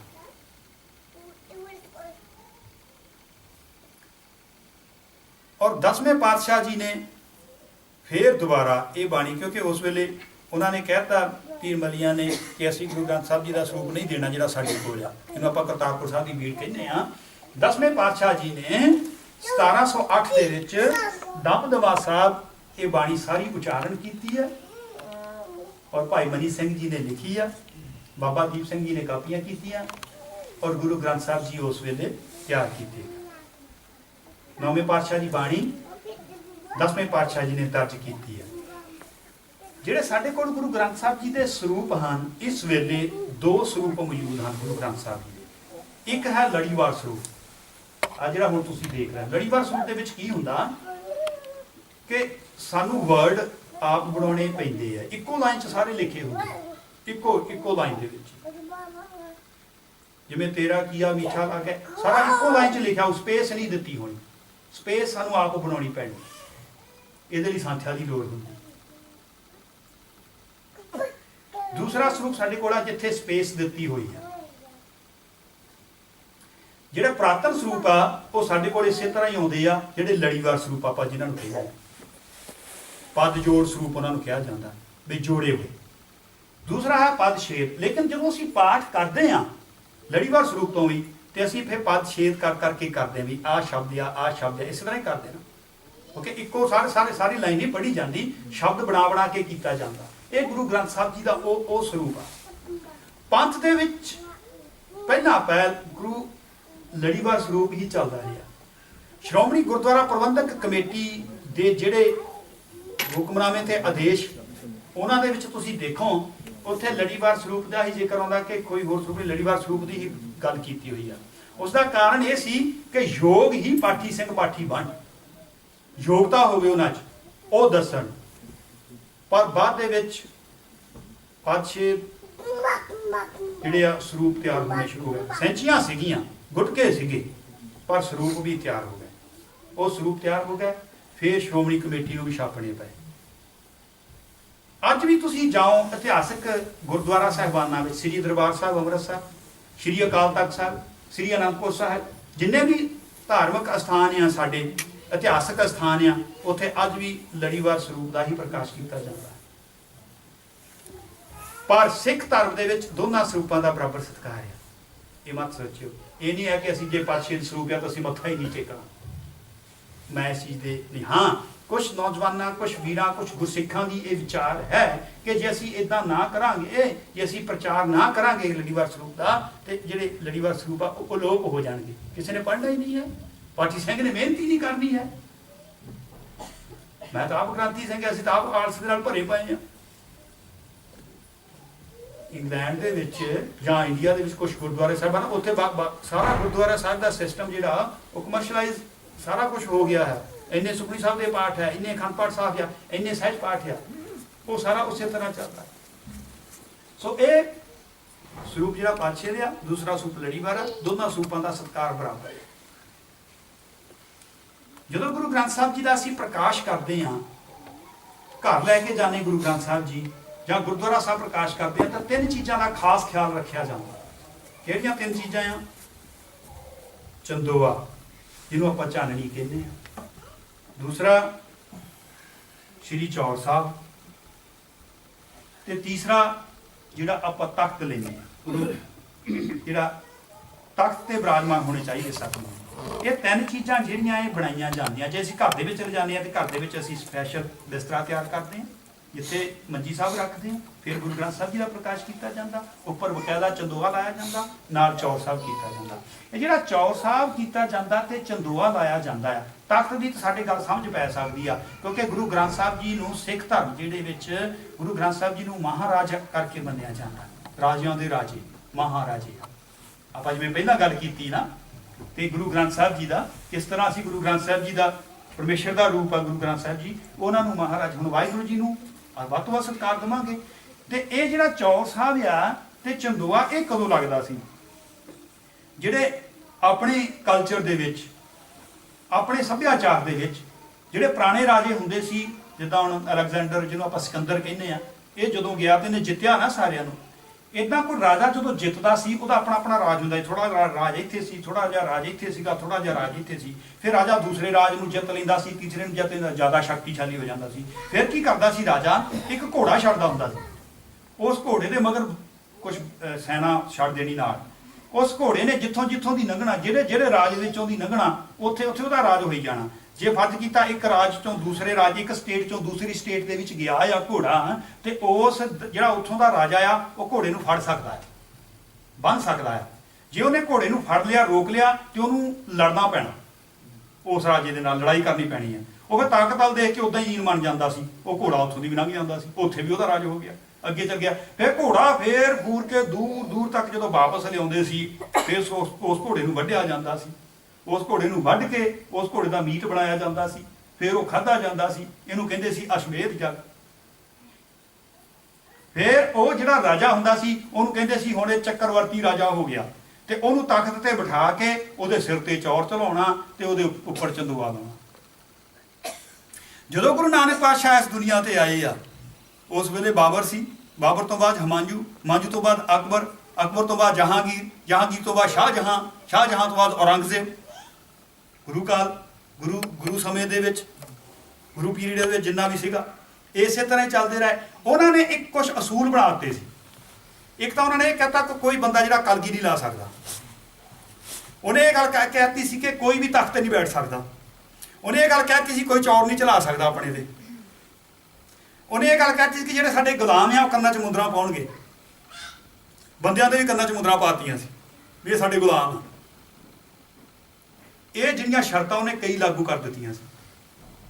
ਸਾਨੂੰ ਕੋਈ ਪਤਾ ਨਹੀਂ ਨਾ, ਕਈ ਨੌਜਵਾਨ ਸਾਡੇ ਅਜੇ ਵੀ ਕੰਨਾਂ 'ਚ ਮੁੰਦਰਾਂ ਪਾ ਲੈਂਦੇ ਆ, ਕਿਉਂਕਿ ਪਤਾ ਨਹੀਂ ਹੈ, ਕੋਈ ਗੱਲ ਨਹੀਂ ਹੈ, ਕਿਉਂਕਿ ਜਿੰਨਾ ਚਿਰ ਪਤਾ ਨਹੀਂ ਹੁੰਦਾ ਉਹਨਾਂ ਚਿਰ ਕਰਦੇ। ਇਹ ਗੁਲਾਮੀ ਦੀ ਨਿਸ਼ਾਨੀ ਹੈ। ਇਹ ਸਾਨੂੰ ਗੁਲਾਮ ਬਣਾਇਆ ਗਿਆ ਸੀ। ਇੱਥੋਂ ਤੱਕ ਕਿ ਤੁਸੀਂ ਪੜ੍ਹ ਕੇ ਦੇਖੋ, ਇਹਨਾਂ ਕਹਿਣਾ ਤੁਸੀਂ ਮੂੰਹ ਖੋਲੋ, ਮੈਂ ਕਹਿੰਦਾ ਪਾਨ ਚੱਬਦਾ ਮੈਂ ਸਾਡੇ ਮੂੰਹ ਦੇ ਵਿੱਚ ਥੁੱਕਣਾ ਹੈ। ਜਿਹੜੀਆਂ ਨੌਜਵਾਨ ਸਾਡੀਆਂ ਬੱਚੀਆਂ ਹੁੰਦੀਆਂ ਸੀ, ਉਸ ਨੌਜਵਾਨ ਬੱਚੀਆਂ ਲੜਕੀਆਂ ਨੂੰ ਉਹ ਲੈ ਜਾਂਦੇ ਸੀ ਜਰਵਾੜੇ, ਜਿਹੜੇ ਉਸ ਵੇਲੇ ਦੇ ਹਾਕਮ ਸੀਗੇ। ਆਪਾਂ ਇਹ ਨਹੀਂ ਕਹਿ ਸਕਦੇ ਕਿ ਉਹ ਮੁਸਲਮਾਨ ਸੀ, ਕਿਉਂਕਿ ਜਿਹੜਾ ਮੁਸਲਮਾਨ, ਗਰੀਬ ਮੁਸਲਮਾਨ ਸੀ, ਉਹ ਵੀ ਪਰੇਸ਼ਾਨ ਸੀ, ਉਹ ਵੀ ਤੰਗ ਸੀ। ਇਹੀ ਕਾਰਨ ਸੀ ਕਿ ਹਿੰਦੂ ਤੇ ਮੁਸਲਮਾਨ ਦੋਨੋਂ ਹੀ ਗੁਰੂ ਨਾਨਕ ਪਾਤਸ਼ਾਹ ਦੇ ਸਿੱਖ ਬਣ ਗਏ।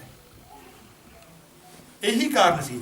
ਉਸ ਵੇਲੇ ਤਾਕਤ ਦਾ ਜ਼ੋਰ ਸੀਗਾ। ਤਾਕਤ ਦੇ ਹਿਸਾਬ ਦੇ ਨਾਲ ਜਿਹੜੇ ਡੋਲੇ ਆਉਂਦੇ ਹੁੰਦੇ ਸੀ, ਉਹ ਡੋਲੇ ਲੁੱਟ ਲੈ ਜਾਂਦੇ ਹੁੰਦੇ ਸੀ। ਫਿਰ ਬਰਾਤਾਂ ਨੂੰ ਸਾਰਿਆਂ ਨੂੰ, ਹਰ ਇੱਕ ਬਰਾਤੀ ਦੇ ਕੋਲ ਕਿਰਪਾਨ ਹੁੰਦੀ ਸੀ, ਸ੍ਰੀ ਸਾਹਿਬ ਹੁੰਦੀ ਸੀ। ਹੁਣ ਵੀ ਬਰਾਤ ਦੇ ਵਿੱਚ ਲਾੜਾ ਸ੍ਰੀ ਸਾਹਿਬ ਲੈ ਕੇ ਆਉਣਾ, ਇਹਦਾ ਇਤਿਹਾਸ ਹੈ। ਇਹ ਚੀਜ਼ਾਂ ਇਸ ਚੀਜ਼ ਨਾਲ ਜੁੜੀਆਂ ਹੋਈਆਂ। ਤੇ ਜਦੋਂ ਰਾਜਾ ਬੈਠਦਾ ਸੀ, ਉਹਦੇ ਚੰਦੋਆ ਲਾਇਆ ਜਾਂਦਾ ਸੀ, ਚੌਰ ਕੀਤਾ ਜਾਂਦਾ ਸੀ। ਤੇ ਗੁਰੂ ਗੋਬਿੰਦ ਸਿੰਘ ਜੀ ਨੇ ਕਿਹਾ ਨਹੀਂ, ਸਾਡਾ ਤਖਤ ਇਹ ਆ, ਇਸੇ ਨੂੰ ਬਣਨ ਦਾ ਹੱਕ ਆ। ਜਦੋਂ ਗੁਰੂ ਗ੍ਰੰਥ ਸਾਹਿਬ ਜੀ ਦੀ ਸੰਪਾਦਨਾ ਹੋ ਗਈ ਆ, ਅੱਜ ਵੀ ਤੁਸੀਂ ਦਰਬਾਰ ਸਾਹਿਬ ਜਾਓ, ਉੱਥੇ ਜਿੱਥੇ ਅਕਾਲ ਤਖਤ ਸਾਹਿਬ, ਜਿੱਥੇ ਕੋਠਾ ਸਾਹਿਬ ਬਣਿਆ ਹੋਇਆ, ਜਿੱਥੇ ਸੁਖਾਸਨ ਕਰਦੇ ਆ ਸੱਚੇ ਪਾਤਸ਼ਾਹ ਜੀ ਦਾ, ਉੱਥੇ ਇੱਕ ਚਾਦਰ ਥੱਲੇ ਵਿਛਾਈ ਜਾਂਦੀ ਹੈ। ਉਹ ਚਾਦਰ ਪਤਾ ਕਿਉਂ ਵਿਛਾਈ ਜਾਂਦੀ ਹੈ? ਕਈਆਂ ਚੀਜ਼ਾਂ ਨੂੰ ਨਾ ਅਸੀਂ ਉਧਰ ਨਾਲ ਜੋੜ ਲਿਆ। ਉਹ ਇਸ ਕਰਕੇ ਚਾਦਰ ਵਿਛਾਈ ਜਾਂਦੀ ਹੈ ਕਿ ਜਦੋਂ ਪਹਿਲਾ ਪ੍ਰਕਾਸ਼ ਹੋਇਆ, ਪਹਿਲਾ ਗ੍ਰੰਥੀ ਸਿੰਘ ਬਾਬਾ ਬੁੱਢਾ ਜੀ ਨੂੰ ਥਾਪਿਆ ਗਿਆ, ਉਸ ਵੇਲੇ ਪਹਿਲਾ ਹੁਕਮਨਾਮਾ ਸੰਤਾਂ ਕੇ ਕਾਰਜ ਆਪ ਖਲੋਇਆ, ਹਰ ਕੰਮ ਕਰਾਵਣ ਆਇਆ ਰਾਮ। ਉਸ ਤੋਂ ਬਾਅਦ ਸ਼ਾਮ ਨੂੰ ਪਾਤਸ਼ਾਹ ਹੁਣ ਕੀ ਕਰੀਏ, ਸ਼ਾਮ ਨੂੰ ਸੁਖਾਸਨ ਕੀਤਾ ਗਿਆ ਸੱਚੇ ਪਾਤਸ਼ਾਹ ਜੀ ਦਾ। ਸਤਕਾਰ ਸਹਿਤ ਉਸ ਪਾਵਨ ਬੀੜ ਨੂੰ, ਉਸ ਪਾਵਨ ਪੋਥੀ ਕਿਹਾ ਆ, ਪੋਥੀ ਪਰਮੇਸ਼ਰ ਦਾ ਥਾਨ ਗੁਰਬਾਣੀ ਕਹਿੰਦਾ, ਉਸ ਪਾਵਨ ਪੋਥੀ ਨੂੰ ਕੋਠਾ ਸਾਹਿਬ ਲੈ ਆਂਦਾ ਗਿਆ। ਉੱਥੇ ਕਮਰੇ ਦੇ ਵਿੱਚ ਗੁਰੂ ਅਰਜਨ ਪਾਤਸ਼ਾਹ ਜੀ ਆਰਾਮ ਕਰਦੇ ਸੀ। ਉਸ ਗੁਰੂ ਅਰਜਨ ਪਾਤਸ਼ਾਹ ਨੇ ਕਿਹਾ ਹੁਣ ਇਸ ਪਲੰਘ ਤੇ ਸੱਚੇ ਪਾਤਸ਼ਾਹ ਬਿਰਾਜਮਾਨ ਹੋਣਗੇ। ਬਾਣੀ ਆਪ ਸਤਿਗੁਰੂ ਜੀ ਨੇ ਥੱਲੇ ਆਸਣ ਲਾ ਲਿਆ। ਇਸ ਕਰਕੇ ਉਹ ਇਹ ਚੀਜ਼ ਦਰਸਾਉਂਦੀ ਹੋਈ ਕਿ ਗੁਰੂ ਸਾਹਿਬ ਜੀ ਨੇ ਬਾਣੀ ਨੂੰ ਵਡਿਆਈ ਦਿੱਤੀ ਹੈ, ਸ਼ਬਦ ਨੂੰ ਵਡਿਆਈ ਦਿੱਤੀ ਹੈ, ਅਜੇ ਵੀ ਉਹ ਚਾਦਰ ਵਿਛਾਈ ਜਾਂਦੀ। ਇਹ ਹੈ ਚੀਜ਼ਾਂ ਜਿਹੜੀਆਂ ਸਾਨੂੰ ਗੁਰੂ ਗ੍ਰੰਥ ਸਾਹਿਬ ਜੀ ਦੇ ਪ੍ਰਕਾਸ਼ ਵੇਲੇ ਜ਼ਰੂਰੀ ਆ। ਅਸੀਂ ਵੱਧ ਤੋਂ ਵੱਧ ਸਤਿਕਾਰ ਕਰਨਾ ਸਤਿਗੁਰੂ ਜੀ ਦਾ। ਮੈਂ ਆਪ ਜੀ ਨਾਲ ਪਹਿਲਾਂ ਜ਼ਿਕਰ ਕਰ ਚੁੱਕਿਆ ਹਾਂ ਕਿ ਅਸੀਂ ਇਹ ਸਮਝਦੇ ਸੀ, ਹੁਣ ਤਾਂ ਨਹੀਂ ਨਾ ਸਮਝਦੇ, ਅਸੀਂ ਇਹ ਸਮਝਦੇ ਸੀ ਕਿ ਗੁਰੂ ਗ੍ਰੰਥ ਸਾਹਿਬ ਜੀ ਇੱਕ ਧਾਰਮਿਕ ਪੁਸਤਕ ਹਨ। ਪਰ ਹੁਣ ਜਦੋਂ ਆਪ ਜੀ ਨਾਲ ਵਿਚਾਰ ਕੀਤੀ ਆ ਤੇ ਤੁਸੀਂ ਇਸ ਚੀਜ਼ ਨਾਲ ਸਹਿਮਤ ਹੋਵੋਗੇ ਮੇਰੇ ਨਾਲ ਕਿ ਨਹੀਂ, ਸਤਿਗੁਰੂ ਜੀ ਸਾਡੇ ਜ਼ਾਰਾ ਹਜ਼ੂਰ ਹਾਜ਼ਰਾ ਹਜ਼ੂਰ ਗੁਰੂ ਹਨ। ਸਿਰਫ ਸਰੀਰ ਹੀ ਬਦਲਿਆ ਆ। ਉਹ ਗੁਰੂ ਨਾਨਕ ਅੱਜ ਵੀ ਸਾਡੇ ਕੋਲ ਹਨ, ਉਹੀ ਜੋਤ ਅੱਜ ਵੀ ਸਾਡੇ ਕੋਲ ਹੈ।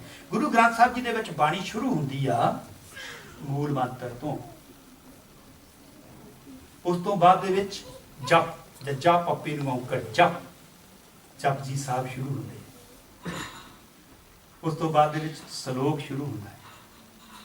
ਫਿਰ ਬਾਣੀ ਆਉਂਦੀ ਸੋਦਰ ਦੀ, ਫਿਰ ਬਾਣੀ ਆਉਂਦੀ ਆ ਸੋ ਪੁਰਖ ਦੀ, ਸੋ ਪੁਰਖ ਨਿਰੰਜਨ ਹਰ ਪੁਰਖ ਨੇ। ਫਿਰ ਬਾਣੀ ਆਉਂਦੀ ਸੋਹਲੇ, ਗੁਰੂ ਗ੍ਰੰਥ ਸਾਹਿਬ ਜੀ ਦਾ ਸਰੂਪ। ਉਸ ਤੋਂ ਬਾਅਦ ਰਾਗ ਸ਼ੁਰੂ ਹੁੰਦੇ ਆ।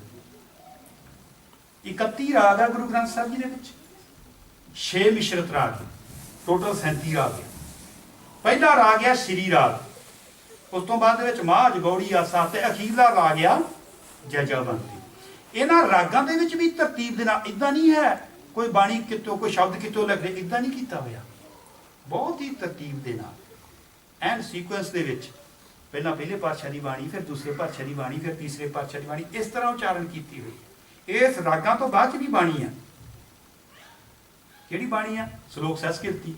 ਇਹ ਸੰਸਕ੍ਰਿਤ ਨਹੀਂ ਹੈ, ਇਹ ਸਹਿਸਕ੍ਰਿਤੀ ਹੈ। ਇੱਕ ਵੱਖਰੀ ਭਾਸ਼ਾ ਸੀ ਇਹ ਸ਼ਲੋਕ ਸਹਿਸਕ੍ਰਿਤੀ। ਫਿਰ ਪਾਤਸ਼ਾਹ ਪਹਿਲੇ ਤੇ ਪਾਤਸ਼ਾਹ ਪੰਜਵੇਂ ਨੇ, ਉਸ ਤੋਂ ਬਾਅਦ ਗਾਥਾ, ਫਿਰ ਫੁਨੇ, ਫਿਰ ਚੌਬੋਲੇ, ਭਗਤ ਕਬੀਰ ਜੀ ਦੇ ਸ਼ਲੋਕ, ਬਾਬਾ ਫਰੀਦ ਜੀ ਦੇ ਸ਼ਲੋਕ, ਫਿਰ ਮੁੱਖ ਵਾਕ ਜਿਹਨਾਂ ਨੂੰ ਆਪਾਂ ਭੱਟਾਂ ਦੇ ਸਵਈਏ ਕਹਿੰਦੇ ਆ, ਉਹ ਆ ਗਏ। ਉਸ ਤੋਂ ਬਾਅਦ ਇੱਕ ਬਾਣੀ ਹੋਰ ਦਰਜ ਆ ਗੁਰੂ ਗ੍ਰੰਥ ਸਾਹਿਬ ਜੀ ਦੇ ਵਿੱਚ। ਮੈਂ ਅੱਗੇ ਜਾ ਕੇ ਆਪ ਜੀ ਦੱਸਦਾ, ਗੁਰੂ ਗ੍ਰੰਥ ਸਾਹਿਬ ਜੀ 'ਚ 22 ਵਾਰਾਂ ਆ। ਆਸਾ ਦੀ ਵਾਰ ਉਹਨਾਂ ਵਿੱਚੋਂ ਇੱਕ ਆ, ਬਸੰਤ ਕੀ ਵਾਰ ਉਹਨਾਂ ਵਿੱਚੋਂ ਇੱਕ ਆ, ਰਾਮਕਲੀ ਕੀ ਵਾਰ ਉਹਨਾਂ ਵਿੱਚੋਂ ਇੱਕ ਆ। 22 ਵਾਰਾਂ ਆ। ਵਾਰਾਂ ਕਹਿੰਦੇ ਸੀ ਪੌੜੀਆਂ ਨੂੰ। ਗੁਰੂ ਨਾਨਕ ਪਾਤਸ਼ਾਹ ਨੇ ਪੌੜੀਆਂ ਉਚਾਰਨ ਕੀਤੀਆਂ ਸੀ। ਗੁਰੂ ਅਰਜਨ ਪਾਤਸ਼ਾਹ ਜੀ ਨੇ ਸ਼ਲੋਕ ਨਾਲ ਲਾਏ ਆ। ਪੌੜੀ ਦਾ ਭਾਵ ਸਮਝਣ ਲਈ, ਸਵੇਗ ਸਮਝਣ ਲਈ ਆਪਾਂ ਥੋੜੀ ਜਿਹੀ ਕੱਲ ਗੱਲ ਕੀਤੀ ਸੀ, ਹੋ ਸਕਿਆ ਕੱਲ ਨੂੰ ਆਪਾਂ ਉਹਦੇ ਬਾਰੇ ਹੋਰ ਵਿਚਾਰ ਕਰਾਂਗੇ। ਪੌੜੀਆਂ ਨੂੰ ਸਮਝਣ ਦੇ ਲਈ ਸੱਚੇ ਪਾਤਸ਼ਾਹ ਜੀ ਨੇ ਕਿ ਪੌੜੀ ਦਾ ਆਹ ਭਾਵ ਆ, ਪੌੜੀ ਆਹ ਸਾਨੂੰ ਸੁਨੇਹਾ ਦੇ ਰਹੀ ਆ, ਉਹਦੇ ਨਾਲ ਉਸੇ ਤਰ੍ਹਾਂ ਦੇ ਢੁਕਵੇਂ ਸ਼ਲੋਕ ਲਾਏ ਹੋਏ ਆ। ਜਿਹੜੇ ਸ਼ਲੋਕ ਬਚ ਗਏ, ਨਹੀਂ ਆ ਸਕੇ ਪੌੜੀਆਂ ਦੇ ਨਾਲ, ਉਹ ਸ਼ਲੋਕ ਵੱਧ ਗਏ ਤੇ ਪਾਤਸ਼ਾਹ ਨੇ ਸਰਲੇਖ ਦਿੱਤਾ ਸ਼ਲੋਕ ਵਾਰਾਂ ਤੇ ਵਧੇਕ, ਵਾਰਾਂ ਨਾਲੋਂ ਵਧੇ ਹੋਏ ਸ਼ਲੋਕ। 22 ਵਾਰਾਂ ਆ ਗੁਰੂ ਗ੍ਰੰਥ ਸਾਹਿਬ ਜੀ ਦੇ ਵਿੱਚ, ਔਰ 22 ਜਿਹੜੇ ਸ਼ਲੋਕ ਵੱਧ ਗਏ ਉਹਨਾਂ ਨੂੰ ਸ਼ਲੋਕ ਵਾਰਾਂ ਤੇ ਵਧੇਕ ਪਿੱਛੇ ਲੈ ਆਂਦਾ, ਉਹ ਸ਼ਲੋਕ ਉੱਥੇ ਦਰਜ ਕਰ ਦਿੱਤੇ। ਤੁਸੀਂ ਕੋਈ ਸਵਾਲ ਪੁੱਛ ਸਕਦੇ ਵਿੱਚੋਂ ਜੇ ਪੁੱਛਣਾ ਚਾਹੋ। ਬਾਅਦ ਦੇ ਵਿੱਚ ਮੁਦਾਵਣੀ ਮਹੱਲਾ ਪੰਜਵਾਂ, ਫਿਰ ਮੌਜੂਦਾ ਸਮੇਂ ਵਿੱਚ ਰਾਗਮਾਲਾ ਤੱਕ ਸਾਰਾ ਕੰਪਲੀਟ ਕਰ ਦਿੱਤਾ ਗਿਆ। ਜਿਹੜਾ ਗੁਰੂ ਗ੍ਰੰਥ ਸਾਹਿਬ ਜੀ ਦੇ ਵਿੱਚ ਸ਼ਬਦ ਵਰਤੇ ਗਏ ਆ ਤੇ ਸ਼ਬਦਾਂ ਦੀ ਤਰਤੀਬ ਰੱਖੀ ਗਈ ਹੈ, ਜਿਵੇਂ ਆਹ ਸ਼ਬਦ ਦੇ ਦਰਸ਼ਨ ਕਰ ਰਹੇ ਹੋ ਤੁਸੀਂ, ਇਸ ਸ਼ਬਦ ਦੇ ਅਖੀਰ ਦੇ ਵਿੱਚ ਆ ਜਾਓ ਤੇ ਤੁਹਾਨੂੰ ਅੰਕ ਨਜ਼ਰ ਆਉਣਗੇ 4 7 46। ਇਸੇ ਤਰ੍ਹਾਂ ਥਾਂ ਥਾਂ ਤੇ ਇੱਦਾਂ ਇੱਦਾਂ ਸ਼ਬਦ ਆਉਂਦੇ ਆ, ਇੱਦਾਂ ਦਾ ਅੰਕ ਲਿਖੇ ਹੋਏ ਨਜ਼ਰ ਆਉਂਦੇ। ਇਹਨਾਂ ਅੰਕਾਂ ਦਾ ਕੀ ਭਾਵ ਹੈ? ਇਹ ਜਿਹੜਾ 4 7 ਤੇ 46 ਆ, ਇਹ ਦੱਸ ਰਿਹਾ ਹੈ ਕਿ 46 ਸ਼ਬਦ ਇੱਥੋਂ ਤੱਕ ਸੰਪੂਰਨ ਹੋ ਗਏ। ਕਿਹੜੇ 46 ਸ਼ਬਦ ਪੂਰਨ ਹੋਏ ਆ? ਆਸਾ ਮਹੱਲਾ ਪੰਜਵਾਂ ਘਰ ਦੂਜੇ ਦੇ ਕਿੰਨੇ ਸ਼ਬਦ ਆ? 37। ਉਦੋਂ ਬਾਅਦ ਦੇ ਵਿੱਚ ਘਰ ਤੀਜੇ ਦੇ ਕਿੰਨੇ ਸ਼ਬਦ ਆ? 1। ਘਰ ਪੰਜਵੇਂ ਦੇ ਕਿੰਨੇ ਸ਼ਬਦ ਆ? 1। ਘਰ ਛੇਵੇਂ ਦੇ ਕਿੰਨੇ ਸ਼ਬਦ ਆ? 7। ਤੇ ਆ ਜਿਹੜਾ ਮੌਜੂਦਾ ਸ਼ਬਦ ਆ, ਇਹਦੀਆਂ ਪੌੜੀਆਂ ਕਿੰਨੀਆਂ? 4। ਇਸ ਕਰਕੇ 4 ਪੌੜੀਆਂ ਆ। 7 ਸ਼ਬਦ ਇੱਥੋਂ ਤੱਕ ਜਿਹੜੇ ਘਰ ਛੇਵੇਂ ਦੇ ਹੋ ਗਏ ਆ। ਪਿਛਲੇ ਸ਼ਬਦਾਂ ਨੂੰ ਜੋੜ ਕੇ, ਜਿਨ੍ਹਾਂ ਵਿੱਚ 37 ਸੀ, 1 ਸੀ, 1 ਸ਼ਬਦ ਉਹ ਪਿਛਲੇ ਸੀਗੇ, ਸਾਰਿਆਂ ਨੂੰ ਜੋੜ ਕੇ 46 ਹੋ ਗਏ। ਕਿੰਨੀ ਤਰਤੀਬ! ਆਪਾਂ ਨੇ ਨਾ ਜਦੋਂ ਕਹਿੰਦੇ ਕਾਪੀਰਾਈਟਸ ਜਿਹੜੇ ਆ, ਇਹ ਇਸ DVD ਦੇ, ਇਸ CD ਦੇ ਕਾਪੀਰਾਈਟਸ ਜਿਹੜੇ ਆ ਉਹ ਕੰਪਨੀ ਦੇ ਕੋਲ ਹਨ। ਇਸੇ ਤਰ੍ਹਾਂ ਗੁਰੂ ਗ੍ਰੰਥ ਸਾਹਿਬ ਜੀ ਦੇ ਕਾਪੀਰਾਈਟਸ ਗੁਰੂ ਗ੍ਰੰਥ ਸਾਹਿਬ ਜੀ ਕੋਲ ਹੀ ਹਨ। ਕੋਈ ਸ਼ਬਦ ਕੱਢ ਨਹੀਂ ਸਕਦਾ, ਕੋਈ ਪਾ ਨਹੀਂ ਸਕਦਾ। ਕਮਾਲ ਕੀਤੀ ਪਈ ਆ। ਕਿਉਂ? ਕਿਉਂਕਿ ਉਸੇ ਵੇਲੇ ਹੀ ਬਾਣੀ ਉਚਾਰਨੀ ਨਾਲ ਸ਼ੁਰੂ ਹੋ ਗਈ ਸੀ। ਤਾਂਹੀਓ ਸੱਚੇ ਪਾਤਸ਼ਾਹ ਨੇ ਕਿਹਾ ਸਤਿਗੁਰੂ ਬਿਨਾਂ ਹੋਰ ਕੱਚੀ ਹੈ ਬਾਣੀ, ਬਾਣੀ ਦਾ ਕੱਚੇ ਸਤਿਗੁਰੂ ਵਾਂਗੂ ਹੋਰ ਕੱਚੀ ਬਾਣੀ। ਕਹਿੰਦੇ ਕੱਚੇ ਸੁਣਦੇ ਕੱਚੇ, ਕੱਚੀ ਆਖ ਵਖਾਣੀ। ਹਰ ਹਰ ਨਿਤ ਕਰੇ ਰਸਨਾ, ਕਹਿਆ ਕਛੁ ਨਾ ਜਾਣੀ, ਚਿਤ ਜਿਨ ਕਾ ਹਿਰ ਲਿਆ ਮਾਇਆ। ਬੋਲਣ ਪੈਰ ਬਾਣੀ ਮਾਇਆ ਦਾ ਕਰਕੇ ਕਹੇ ਨਾਨਕ ਸਤਿਗੁਰੂ ਬਾਝੋਂ ਹੋਰ ਕੱਚੀ ਹੈ ਬਾਣੀ। ਤਾਂ ਸੰਕੇਤ ਕੀਤਾ ਕਿਤੇ ਭੁਲੇਖਾ ਨਾ ਰਹਿ ਜਾਵੇ। ਉਹ ਪਾਵਨ ਬਾਣੀ ਨੂੰ ਸਤਿਗੁਰੂ ਜੀ ਨੇ ਆਪਣੀ ਰਹਿਨੁਮਾਈ ਹੇਠ ਇਸ ਤਰ੍ਹਾਂ ਦਰਜ ਕੀਤਾ ਹੈ। ਤੇ ਇਸ ਬਾਣੀ ਦੀ ਤਰਤੀਬ ਕੀ ਆ? ਪਹਿਲਾਂ ਸ਼ਬਦ ਆਉਂਦੇ ਆ, ਫਿਰ ਅਸ਼ਟਪਦੀਆਂ ਆਉਂਦੀਆਂ, ਫਿਰ ਸ਼ੰਤ ਆਉਂਦੇ ਆ, ਫਿਰ ਵਾਰਾਂ ਆਉਂਦੀਆਂ ਆ, ਫਿਰ ਭਗਤ ਬਾਣੀ। ਹਰੇਕ ਰਾਗ ਦੇ ਵਿੱਚ ਜਿੱਥੇ ਜਿੱਥੇ ਵੀ ਆ। ਭਗਤਾਂ ਦੀ ਵੀ ਪਹਿਲਾਂ ਭਗਤ ਕਬੀਰ ਜੀ ਦੀ ਬਾਣੀ ਆ, ਫਿਰ ਭਗਤ ਨਾਮਦੇਵ ਜੀ ਦੀ, ਇਸ ਤਰ੍ਹਾਂ ਬਾਣੀ ਚੱਲਦੀ ਹੈ। ਉਹਨਾਂ ਦੀ ਵੀ ਤਰਤੀਬ ਹੈ। ਇਹ ਨਹੀਂ ਹੈ ਕੋਈ ਬਿਨਾਂ ਤਰਤੀਬ ਤੋਂ ਕੋਈ ਚੀਜ਼ ਨਹੀਂ ਰੱਖੀ ਹੋਈ। ਫਿਰ ਜਦੋਂ ਅਸੀਂ ਪੜ੍ਹਦੇ ਹਾਂ ਤਾਂ ਕਈ ਵਾਰੀ ਆਉਂਦਾ ਰਾਗ ਗੌੜੀ 242 ਅੰਕ ਤੇ ਆ, ਉੱਥੇ ਆਉਂਦਾ ਅਸ਼ਟਪਦੀਆਂ ਦੇ ਅੰਤ ਵਿੱਚ ਤੁਸੀਂ ਆਹ ਅੰਕ ਦੇਖੋਗੇ, ਅੰਕਾਂ ਤੋਂ ਬਾਅਦ ਚ ਆਉਂਦਾ ਜੁਮਲਾ। ਜੁਮਲਾ ਪਤਾ ਜੀ ਕੀ ਹੁੰਦਾ? ਨਹੀਂ, ਹਾਂਜੀ, ਜੋੜ। ਜੁਮਲਾ ਹੁੰਦਾ ਜੋੜ। ਜੁਮਲੇ ਦਾ ਮਤਲਬ ਜੋੜ। ਉੱਥੇ ਜੋੜ ਦਿੱਤਾ ਵੀ ਇੰਨੇ ਸ਼ਬਦਾਂ ਦਾ ਜੋੜ ਆ। ਅਸੀਂ ਜਦੋਂ ਪਾਠ ਕਰਦੇ ਤੇ ਵੀ ਨਾਲ ਪੜ੍ਹ ਜਾਂਦੇ ਜੁਮਲਾ। ਜਦ ਅਸੀਂ ਪਾਠ ਕਰਦੇ ਤਾਂ ਪੜ੍ਹ ਜਾਂਦੇ ਜੋੜ। ਵਿਦਵਾਨਾਂ ਦੀ ਰਾਏ ਆ ਕਿ ਇਹ ਪਾਠ ਦਾ ਅੰਗ ਨਹੀਂ ਹਨ। ਇਹ ਤਾਂ ਦੱਸਿਆ ਹੋਇਆ ਵੀ ਜੋੜ। ਜਿੱਦਾਂ ਹੁਣ ਆਪਾਂ ਪੜ੍ਹਦੇ ਹਾਂ, ਜਦੋਂ ਪਾਠ ਕਰਦੇ ਹਾਂ ਕਿ ਪੜ੍ਹਦੇ 8 3 15 14 ਪੜ੍ਹਦੇ, 15 44 ਪੜ੍ਹਦੇ ਆ, ਅੰਕ ਨਹੀਂ ਨਾ ਪੜ੍ਹਦੇ। ਜਿੱਦਾਂ ਫਰਜ਼ ਕੀਤਾ ਜਪਜੀ ਸਾਹਿਬ ਜੀ ਦੀ ਪੌੜੀ ਦੀ ਸਮਾਪਤੀ ਹੋਈ ਆ ਜਾਂ ਸ਼ਲੋਕ ਦੀ ਸਮਾਪਤੀ ਹੋਈ ਆ, ਸ਼ਲੋਕ ਦੇ ਬਾਅਦ ਚ ਆਉਂਦਾ ਕਿ ਨਹੀਂ ਆਦ ਸੱਚ ਜੁਗਾਦ ਸੱਚ ਹੈ ਵੀ ਸੱਚ ਨਾਨਕ ਹੋਸੀ ਵੀ ਸੱਚ। ਉੱਥੇ 1 ਲਿਖਿਆ ਹੋਇਆ, ਅਸੀਂ ਬਾਅਦ ਚ ਕਹਿੰਦੇ 1 ਨਹੀਂ, ਇਹ ਕਹਿੰਦੇ ਨਾ। ਇਸੇ ਤਰ੍ਹਾਂ ਹੀ ਕਿ ਸਚਿਆਰਾ ਹੋਈ ਹੈ ਕਿ ਕੂੜਾ ਟੁੱਟਿਆ ਪਾਲ ਹੁਕਮ ਰਜਾਈ ਚੱਲਣਾ ਨਾਨਕ ਲਿਖਿਆ ਨਾਲ, ਪੌੜੀ ਇੱਕ ਹੋ ਗਈ, ਉੱਥੇ ਵੀ ਇੱਕ ਲਿਖਿਆ ਹੋਇਆ। ਆਪਾਂ ਕਹਿੰਦੇ ਇੱਕ ਨਹੀਂ, ਹੁਕਮੇ ਅੰਦਰ ਸਭ ਕੋ ਬਾਹਰ ਹੁਕਮ ਨਾ ਕੋਈ, ਨਾਨਕ ਹੁਕਮੇ ਜੇ ਬੁਝੇ ਤਾਂ ਹਉਮੈ ਕਹੇ ਨਾ ਕੋਈ, ਉੱਥੇ ਦੋ ਲਿਖਿਆ ਹੋਇਆ। ਅਸੀਂ ਕਹਿੰਦੇ ਦੋ ਨਹੀਂ, ਉਹ ਅੰਗ ਨਹੀਂ ਨਾ ਪਾਠ ਦੇ ਉਚਾਰਨ ਦਾ। ਇਸੇ ਤਰ੍ਹਾਂ ਹੀ ਵਿਦਵਾਨ ਕਹਿੰਦੇ ਕਿ ਜੁਮਲਾ ਜਾਂ ਜੋੜ ਜਿਹੜਾ ਆ ਇਹ ਵੀ ਪਾਠ ਦੇ ਉਚਾਰਨ ਦਾ ਅੰਗ ਨਹੀਂ ਹਨ। ਪਰ ਕਈ ਸ਼ਰਧਾਵਾਨ ਗੁਰਸਿੱਖੇ ਪੜ੍ਹ ਜਾਂਦੇ ਆ, ਕੋਈ ਗੱਲ ਨਹੀਂ ਹੈ। ਮੈਂ ਇਹ ਨਹੀਂ ਕਿਹਾ ਕਿ ਨਾ ਪੜ੍ਹਿਓ, ਮੈਂ ਇਹ ਦੱਸ ਰਿਹਾ ਕਿ ਵਿਦਵਾਨਾਂ ਦੀ ਇਹ ਰਾਏ ਆ ਕਿ ਇਹ ਉਹ ਪਾਠ ਦਾ ਉਚਾਰਨ ਦਾ ਅੰਗ ਨਹੀਂ ਹਨ, ਕਿਉਂਕਿ ਸਾਡੇ ਕੋਲ ਚੇਤਤਾ, ਸਾਡੇ ਕੋਲ ਗਿਆਨ ਹੋਣਾ ਜ਼ਰੂਰੀ ਹੈਗਾ। ਉਸ ਤੋਂ ਬਾਅਦ ਦੇ ਵਿੱਚ ਇਸ ਤਰ੍ਹਾਂ ਵੀ ਆਉਂਦਾ ਆ, 7 ਚੌਕ ਦੇ ਮਹੱਲੇ ਚੌਥੇ ਕੇ ਨਾਲ ਹੀ ਦੱਸਿਆ, ਕਿਉਂਕਿ ਪਹਿਲਾਂ ਹੀ ਸਰਲੇਖ ਦਿੱਤਾ ਵੀ ਇਹ 7 ਹੀ ਆ ਚੌਕ ਦੇ। ਫਿਰ ਇਦਾਂ ਹੀ 22 ਚੌਕ ਦੇ ਤਥਾ ਪੰਚਪਦੇ ਦੱਸਿਆ ਹੋਇਆ ਕਿ ਇਹ ਜਿਹੜੇ ਚੌਕ ਦੇ ਆਏ ਹੈਗੇ ਆ ਪੰਚਪਦੇ, ਚੌਕ ਦੇ 22 ਸੀਗੇ ਤੇ ਨਾਲ ਪੰਚਪਦੇ, ਇਹ 22 ਆ ਟੋਟਲ। ਮਹੱਲੇ ਪਹਿਲੇ 17 ਅਸ਼ਟਪਦੀਆਂ, ਇਹ ਅਸ਼ਟਪਦੀਆਂ 17 ਜਿਹੜੀਆਂ ਮਹੱਲੇ ਪਹਿਲੇ ਦੀਆਂ ਆ, ਇਹ ਨਾਲ ਦੱਸਿਆ ਹੋਇਆ ਹੈ। ਵਾਰਾਂ ਦੀ ਗੱਲ ਕੀਤੀ ਸੀ ਆਪਾਂ, 22 ਵਾਰਾਂ ਆ, ਔਰ ਉਹਨਾਂ ਵਿੱਚੋਂ ਲਗਭਗ 9 12 ਦੇ ਨਾਲ ਲਿਖਿਆ ਹੋਇਆ ਸੁੱਧ ਕੀਚੇ, ਸੁੱਧ ਕੀਚੇ। ਇਹ ਆਪਾਂ ਜਦੋਂ ਪਾਠ ਕਰਦੇ ਨਾ, ਤੁਸੀਂ ਪਾਠ ਕਰਦੇ ਹੋ ਤੇ ਇਹ ਆਉਂਦਾ ਆ। ਇਹ ਕਿਉਂ ਲਿਖਿਆ ਹੋਇਆ? ਜਿਹੜੇ ਸ਼ਲੋਕ ਫਿੱਟ ਕੀਤੇ ਸੀ ਵਾਰਾਂ ਦੇ ਨਾਲ, ਸੱਚੇ ਪਾਤਸ਼ਾਹ ਜੀ ਨੇ ਦੁਬਾਰਾ ਫਿਰ ਚੈੱਕ ਕੀਤੇ ਵੀ ਇਹ ਢੁਕਵੇਂ ਸ਼ਲੋਕ ਸਬਜੈਕਟ ਦੇ ਨਾਲ ਜੁੜਦੇ ਹਨ। ਇਹ ਲਿਖਤਾ ਵੀ ਸੁੱਧ ਜਾਂ ਸੁੱਧ ਕੀਚੇ, ਇਹ ਹੋ ਗਿਆ ਸੁੱਧ। ਵਿਦਵਾਨਾਂ ਦੀ ਰਾਏ ਹੈ ਕਿ ਇਹ ਵੀ ਪਾਠ ਦਾ ਜਿਹੜਾ ਅੰਗ ਨਹੀਂ ਹਨ, ਪਰ ਬਹੁਤ ਸਾਰੇ ਸ਼ਬਦਾਵਾਨ ਗੁਰਸਿੱਖ ਜਿਹੜੇ ਆ ਉਹ ਕਰਦੇ ਆ। ਪਰ ਵਿਦਵਾਨਾਂ ਦੀ ਰਾਏ ਹੈ ਕਿ ਇਹ ਵੀ ਪਾਠ ਦਾ ਅੰਗ ਨਹੀਂ, ਉਚਾਰਨ ਦਾ ਅੰਗ ਨਹੀਂ ਹਨ। ਉਦਾਂ ਪਾਠ ਦੇ ਵਿੱਚ ਆਪਾਂ ਲੈ ਸਕਦੇ ਹੈਗੇ। ਹਾਂ, ਉਹ ਵਾਰਾਂ ਹਨ ਜਿਹੜੀਆਂ। ਇੱਕ ਹੋਰ ਚੀਜ਼ ਆਪਾਂ ਦੇਖੋਗੇ ਵਾਰਾਂ ਦੇ ਵਿੱਚ ਕਿ ਉੱਥੇ ਵਾਰਾਂ ਦੇ ਵਿੱਚ ਹਦਾਇਤ ਕੀਤੀ ਹੋਈ ਆ, ਟੁੰਡੇ ਅਸਰਾਜੇ ਕੀ ਧੁਨੀ, ਹਨਾ, ਤੇ ਹੋਰ ਵੀ ਲੱਲਾ ਬਹਿਲੀਮਾ ਕੀ ਧੁਨ ਗਾਵਣੀ, ਜੋਧੇ ਵੀਰ ਪੂਰਬਾਣੀ ਕੀ ਧੁਨੀ। ਇਹ ਧੁਨਾ ਗਾਉਣ ਦਾ ਹੁਕਮ ਦਿੱਤਾ ਵੀ ਇਹਦੀ ਧੁਨ ਗਾਉਣੀ, ਇਹਦੀ ਧੁਨ ਗਾਉਣੀ ਹੈ। ਇਹ ਕਿਉਂ ਕੀਤਾ? ਬਾਬਾ ਨਾਨਕ ਸਿੰਘ ਜੀ ਨੇ ਜਦੋਂ ਪ੍ਰਚਾਰ ਸ਼ੁਰੂ ਕੀਤਾ ਤੇ ਉਸ ਵੇਲੇ ਬਹੁਤ ਜ਼ਿਆਦਾ ਹਾਲਤ ਖਰਾਬ ਸੀ। ਜਿੱਦਾਂ ਹੁਣ ਆਪਾਂ ਚਿੰਤਤ ਹੈ ਨਾ, ਬਹੁਤ ਜ਼ਿਆਦਾ ਪੰਜਾਬ ਦੇ ਵਿੱਚ ਨਸ਼ੇ ਚੱਲ ਰਹੇ ਆ, ਬੁਰਾ ਹਾਲ ਆ, ਸਿੱਖੀ ਦੇ ਪ੍ਰਚਾਰ ਦੀ ਲੋੜ ਆ। ਉੱਥੇ ਪ੍ਰਚਾਰ ਦੀ ਲੋੜ ਸੀ ਉਦੋਂ। ਉਹਨਾਂ ਨੇ ਜਦੋਂ ਪ੍ਰਚਾਰ ਸ਼ੁਰੂ ਕੀਤਾ ਤੇ ਨੌਜਵਾਨਾਂ ਦੀ ਆਦਤ ਇੰਨੀ ਖਰਾਬ ਹੋ ਗਈ ਸੀਗੀ। ਉਦੋਂ ਐਂਟਰਟੇਨਮੈਂਟ ਦੇ ਸਾਧਨ ਪਤਾ ਕੀ ਹੁੰਦੇ ਸੀ? ਹੁਣ ਤਾਂ ਚਲੋ ਟੈਲੀਵਿਜ਼ਨ ਚੱਲ ਪਿਆ, ਫਿਲਮਾਂ ਹੈਗੀਆਂ, ਦੇਖ ਲੁਕ ਲੈਂਦੇ। ਉਦੋਂ ਕੀ ਹੁੰਦੇ ਸੀ ਸਾਧਨ? ਲੋਕੀ ਇਕੱਠੇ ਹੁੰਦੇ ਸੀ, ਦੋ ਤਰ੍ਹਾਂ ਦੇ ਸੀਗੇ। ਇੱਕ ਸੀਗੇ ਜਿਹੜੇ ਪੋਜ਼ਿਟਿਵ, ਇੱਕ ਸੀਗੇ ਜਿਹੜੇ ਨੈਗੇਟਿਵ। ਦੋਨੋਂ ਤਰ੍ਹਾਂ ਦੇ ਸਾਧਨ ਸੀਗੇ। ਪੋਜ਼ਿਟਿਵ ਸਾਧਨ ਦੇ ਵਿੱਚ ਸੀਗਾ ਲੋਕੀ ਇਕੱਠੇ ਹੁੰਦੇ ਸੀਗੇ, ਲੋਕੀ ਇਕੱਠੇ ਹੋ ਕੇ ਯੋਧਿਆਂ ਦੀਆਂ ਵਾਰਾਂ ਗਾਉਂਦੇ ਸੀ, ਢਾਡੀਆਂ ਨੂੰ ਸੁਣਦੇ ਸੀ, ਇਦਾਂ ਦੀਆਂ ਚੀਜ਼ਾਂ, ਇਤਿਹਾਸਕ ਕੋਈ ਚੀਜ਼ਾਂ ਜਿਹੜੀਆਂ ਜੁੜੀਆਂ ਹੋਈਆਂ ਹੁੰਦੀਆਂ ਸੀ ਉਹ ਸੁਣਦੇ ਸੀ। ਦੂਸਰੇ ਪਾਸੇ ਉਹ ਸੀਗੇ ਜਿਹੜੇ ਬੋਲੀਆਂ ਪਾਉਂਦੇ ਸੀ, ਗਿੱਧੇ ਪਾਉਂਦੇ ਸੀ, ਰਾਤਾਂ ਪਾਉਂਦੇ ਸੀ, ਗੀਤ ਕਰਦੇ ਸੀਗੇ, ਇਦਾਂ ਦੀਆਂ ਚੀਜ਼ਾਂ ਕਰਦੇ ਸੀਗੇ। ਯਾਨੀ ਕਿ ਉਹ ਇਕੱਠੇ ਹੋ ਕੇ ਨੌਜਵਾਨਾਂ ਮੁੰਡਿਆਂ ਨੇ ਨਾਲੇ ਗਿੱਧੇ ਪਾਉਣੇ, ਨਾਲੇ ਗੰਦੀਆਂ ਗੰਦੀਆਂ ਬੋਲੀਆਂ ਪਾਉਣੀਆਂ। ਬਾਬਾ ਨਾਨਕ ਸਿੰਘ ਜੀ ਜਦੋਂ ਗਏ ਆ, ਇਹਨਾਂ ਨੇ ਦੇਖਿਆ ਕਿ ਇਹ ਨੌਜਵਾਨ ਤਾਂ ਭਟਕੇ ਹੋਏ ਆ। ਉਹਨਾਂ ਦੇ ਨੌਜਵਾਨਾਂ ਦੇ ਨਾਲ ਜਾ ਕੇ ਚਲੇ ਗਏ, ਉਹਨਾਂ ਨੂੰ ਦੇਖਿਆ, ਉਹਨਾਂ ਨੂੰ ਫਿਰ ਇਕੱਠੇ ਕਰਨਾ, ਜਿੱਥੇ ਉਹ ਇਕੱਠੇ ਹੁੰਦੇ ਸੀ ਉਹਨਾਂ ਨੂੰ ਇਕੱਠੇ ਕਰਕੇ ਕਹਿਣਾ, ਭਲਿਓ ਲੋਕੋ, ਇਹਦੇ ਨਾਲ ਜੀਵਨ ਨਸ਼ਟ ਹੁੰਦਾ ਆ, ਇਹਨਾਂ ਜੀਵਨ ਬਰਬਾਦ ਹੁੰਦਾ ਆ, ਤੌਖਲੇ ਵੱਧਦੇ ਆ, ਕ੍ਰੋਧ ਵੱਧਦਾ ਆ, ਹਉਮੈ ਵੱਧਦੀ ਆ, ਜੀਵਨ ਜਿਹੜਾ ਆ ਵੰਡਿਆ ਜਾਂਦਾ ਆ। ਟਿਕਾਓ, ਧੀਰਜ, ਸਹਿਜ ਜਿਹੜਾ ਉਹ ਇਸ ਪਾਸੇ 'ਚ ਆ। ਕਮਾਈ ਵਾਲੇ ਸੀਗੇ, ਉਹਨਾਂ ਦਾ ਇੱਕ ਇੱਕ ਸ਼ਬਦ ਉਹਨਾਂ ਦੇ ਮਨ 'ਤੇ ਲੱਗਿਆ। ਧੜ ਲੋਕੀ ਜਿਹੜੇ ਸੀ ਉਹ ਅੰਮ੍ਰਿਤਧਾਰੀ ਹੋ। ਮੈਂ ਇੱਕ ਗੁਰਸਿੱਖ ਨੂੰ ਪੁੱਛਿਆ, ਕਹਿੰਦੇ ਹੈਰਾਨੀ ਦੀ ਗੱਲ ਸੀ ਕਿ ਕਿਰਪਾਨਾਂ ਨਹੀਂ ਮਿਲਦੀਆਂ ਸੀ। ਤੇ ਉਸ ਵੇਲੇ ਜਿਹੜੀਆਂ ਉੱਥੇ ਕਿਰਪਾਨਾਂ ਸੀਗੀਆਂ, ਮੈਨੂੰ ਤਾਂ ਉਹਨਾਂ ਨੇ ਇਹ ਗੱਲ ਦੱਸੀ, ਮੇਰਾ ਮਨ ਮੰਨਿਆ ਨਹੀਂ ਵੈਸੇ। ਉਹ ਮੈਨੂੰ ਇਹ ਕਹਿੰਦੇ ਸੀ ਕਿ ਜਿਹੜੀਆਂ ਦਾਤੀਆਂ ਸੀ ਪੱਠੇ ਵੱਢਣ ਵਾਲੀਆਂ, ਉਹੀ ਪਵਾ ਕੇ ਅੰਮ੍ਰਿਤ ਛਕਾ ਦਿੱਤਾ। ਉਹਨਾਂ ਨੇ ਕਿਹਾ ਫਟਾਫਟ ਇਹਨਾਂ ਨੂੰ ਕਿਰਪਾਨਾਂ ਲਿਆ ਕੇ। ਮਤਲਬ ਕਹਿਣ ਤੋਂ ਭਾਵ ਕਿ ਇਹਨਾਂ ਪ੍ਰਚਾਰ ਕਰ ਦਿੱਤਾ।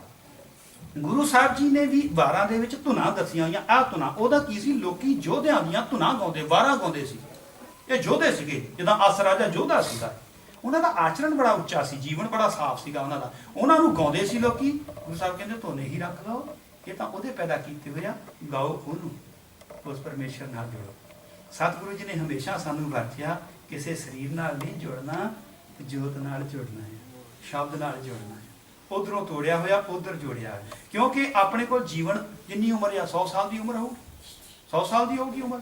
ਪਾਤਸ਼ਾਹ ਨੇ ਕਿਹਾ ਨਹੀਂ, ਅਸੀਂ ਸਤਿਕਾਰ ਕਰਦੇ ਗੁਰਸਿੱਖਾਂ ਦਾ। ਗੁਰਸਿੱਖਾਂ ਦੇ ਚਰਨਾਂ ਦੀ ਧੂੜ ਸਾਡੇ ਤੇ ਪੈ ਜਾਵੇ, ਜਿਨ੍ਹਾਂ ਨੇ ਕਮਾਈਆਂ ਕੀਤੀਆਂ ਹੋਈਆਂ, ਭਜਨ ਬੰਦਗੀਆਂ ਕੀਤੀਆਂ ਹੋਈਆਂ, ਉਹ ਨਹੀਂ ਜਿਹੜੇ ਮਤਲਬ ਖਾਲੀ ਸਾਡੇ ਵਰਗੇ ਭਾਂਡੇ ਖੜਕਦੇ ਆ, ਜਿਹੜੇ ਜਿਨ੍ਹਾਂ ਦੀਆਂ ਕਮਾਈਆਂ ਕੀਤੀਆਂ ਹੋਈਆਂ ਕਿਤੇ ਉਹਨਾਂ ਦੀ ਚਰਨ ਛੋਹ ਵੀ ਪ੍ਰਾਪਤ ਹੋ ਜਾਵੇ, ਉਹ ਤਾਂ ਨਜ਼ਰ ਭਰ ਕੇ ਦੇਖ ਲੈਣ, ਜੀਵਨ ਬਦਲ ਦਿੰਦੇ। ਪਰ ਸਤਿਗੁਰੂ ਜੀ ਨੇ ਸਾਨੂੰ ਮਨਾ ਕੀਤਾ ਹੋਇਆ, ਕਹਿੰਦੇ ਕਦੇ ਵੀ ਤੁਸੀਂ ਕਿਤੇ ਵੀ ਨੋਟ ਕਰ ਲਓ, ਕਿਸੇ ਵੀ ਸਿੱਖ ਨੇ ਆਪਣੇ ਆਪ ਨੂੰ ਗੁਰੂ ਸਾਹਿਬ ਦੇ ਬਰਾਬਰ ਨਹੀਂ ਰੱਖਿਆ। ਗੁਰੂ ਸਾਹਿਬ ਹੀ ਆ, ਸਿੱਖ ਹਮੇਸ਼ਾ ਅਧੂਰਾ ਆ, ਗੁਰੂ ਹੀ ਪੂਰਾ ਆ। ਅਸੀਂ ਪੂਰੇ ਨਾਲ ਜੁੜਨਾ ਆ, ਸਾਨੂੰ ਹਮੇਸ਼ਾ ਪੂਰੇ ਨਾਲ ਜੋੜਿਆ ਆ। ਇਹ ਹੀ ਸਿੱਖ ਧਰਮ ਦੀ ਵਿਸ਼ੇਸ਼ਤਾ ਆ ਕਿ ਸਤਿਗੁਰੂ ਸੱਚੇ ਪਾਤਸ਼ਾਹ ਨੇ ਸਾਨੂੰ ਸਿੱਧਾ ਸਾਡਾ ਸੰਬੰਧ ਵਾਹਿਗੁਰੂ ਜੀ ਦੇ ਨਾਲ ਜੋੜਿਆ। ਇਹ ਉਹ ਵਾਰਾਂ ਸੀ 22 ਵਾਰਾਂ।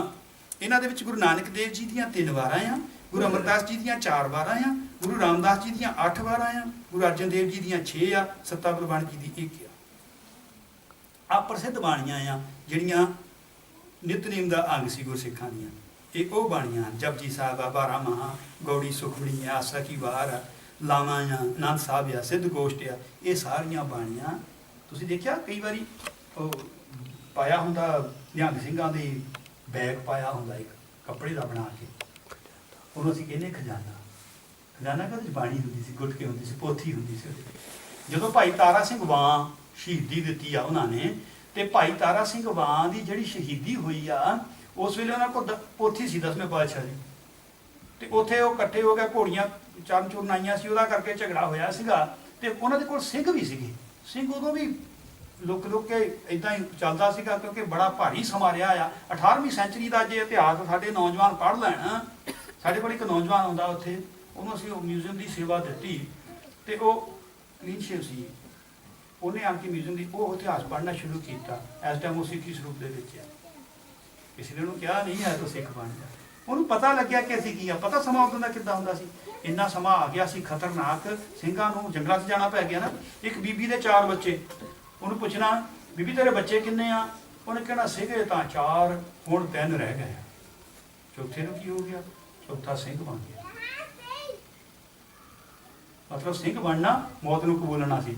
ਤੇ ਸਿੱਖੀ ਦਾ ਪ੍ਰਚਾਰ ਦੀ ਤੁਹਾਨੂੰ ਗੱਲ ਦੱਸਾਂ, ਵੱਡਾ ਘੱਲੂਘਾਰਾ 1762 ਦੇ ਵਿੱਚ ਹੋਇਆ। ਵੱਡਾ ਘੱਲੂਘਾਰਾ, ਵੱਡੇ ਘੱਲੂਘਾਰੇ ਦੇ 3 ਮਹੀਨਿਆਂ ਬਾਅਦ ਵੱਡੇ ਘੱਲੂਘਾਰੇ ਵਿੱਚ 40,000 ਸਿੰਘ ਸਿੰਘਣੀਆਂ ਸ਼ਹੀਦ ਹੋਏ ਆ। ਮੈਂ ਇਹ ਵੀ ਪੜ੍ਹਿਆ ਸੀ ਕਿ ਜੱਸਾ ਸਿੰਘ ਆਹਲੂਵਾਲੀਆ, ਉਹਨਾਂ ਦੇ ਸਰੀਰ ਦੇ ਉੱਪਰ 72 ਫੱਟ ਲੱਗੇ ਹੋਏ ਸੀ ਹਥਿਆਰਾਂ ਦੇ।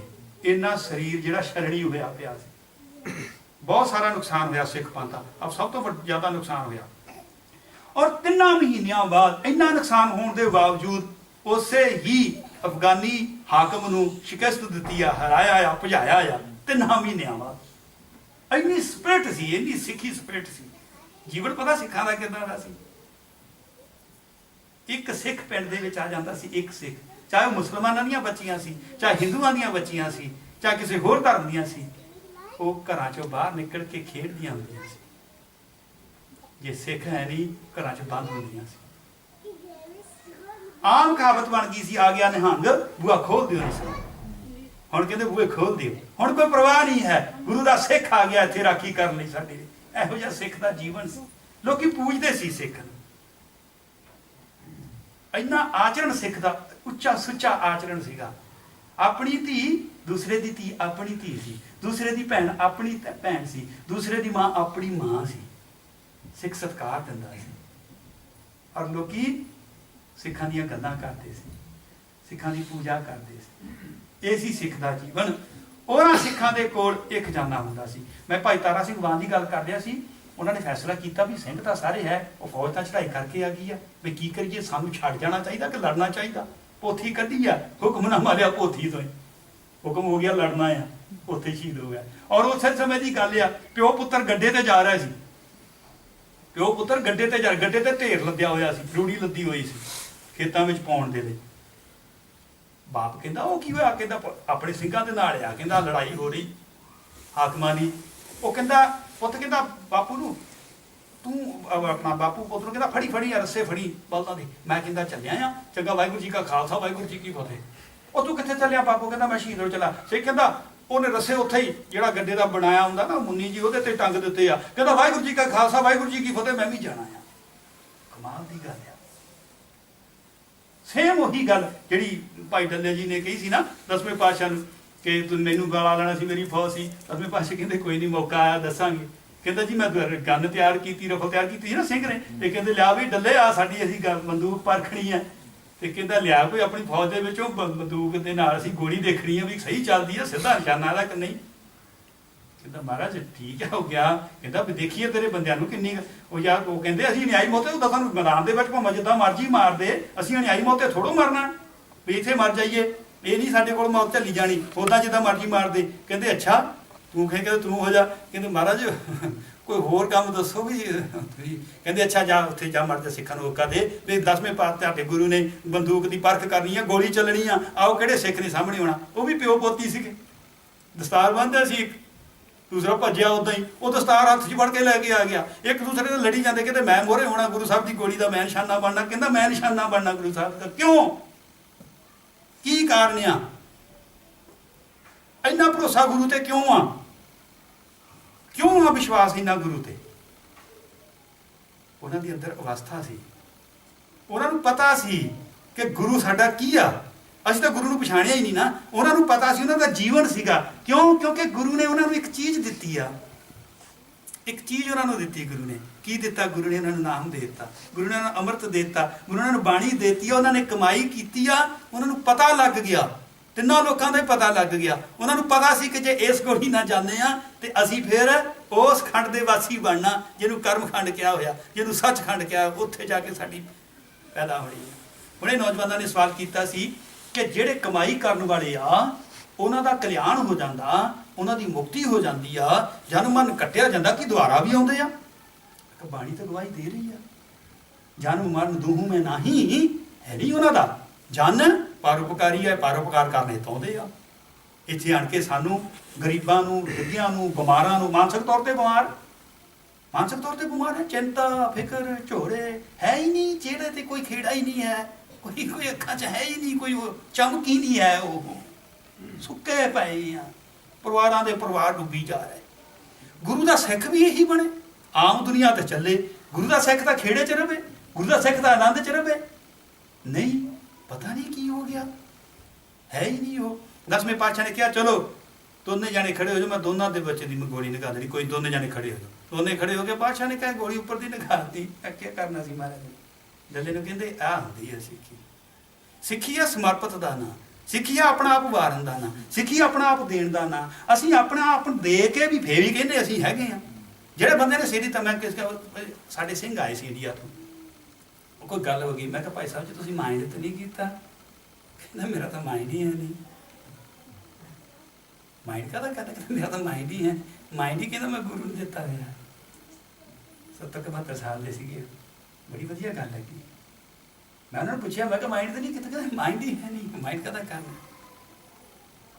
ਮੇਰੇ ਕੋਲ ਕੋਈ ਗੱਲ ਇਹੋ ਜਿਹੀ ਹੋ ਗਈ, ਬਜ਼ੁਰਗ ਸੀਗੇ, ਮੇਰੇ ਕੋਲ ਕੋਈ ਗੱਲ ਇਹੋ ਜਿਹੀ ਹੋ ਗਈ, ਮੈਨੂੰ ਲੱਗਿਆ ਕਿ ਇਹਨਾਂ ਨੂੰ ਠੇਸ ਪਹੁੰਚੀ ਮਨ ਨੂੰ। ਮੈਂ ਬੜੇ ਸਤਿਕਾਰ ਨਾਲ ਮੈਂ ਕਿਹਾ ਭਾਈ ਸਾਹਿਬ ਜੀ ਤੁਸੀਂ ਮਾਈਂਡ ਤੇ, ਉਹ ਨਹੀਂ ਪੁੱਤ ਮੇਰੇ ਕੋਲ ਤਾਂ ਮਾਈਂਡ ਹੀ ਹੈ ਨਹੀਂ। ਮੈਂ ਬੜਾ ਅੰਦਰੋਂ ਖੁਸ਼ ਹੋਇਆ। ਇਹ ਸੀਗਾ ਸਿੱਖ ਦਾ ਜੀਵਨ। ਤੇ ਸੱਚੇ ਪਾਤਸ਼ਾਹ ਦੇ ਉਹ ਜਿਹੜੇ ਸਿੱਖ ਸੀਗੇ, ਉਹਨਾਂ ਦੇ ਕੋਲ ਆਹ ਖਜ਼ਾਨਾ ਹੁੰਦਾ ਸੀ। ਇਹ ਖਜ਼ਾਨਾ ਸੀ ਉਹਨਾਂ ਦਾ, ਇਹ ਆਪਣੇ ਕੋਲ ਰੱਖਦੇ ਸੀ ਪੋਥੀਆਂ ਨੂੰ।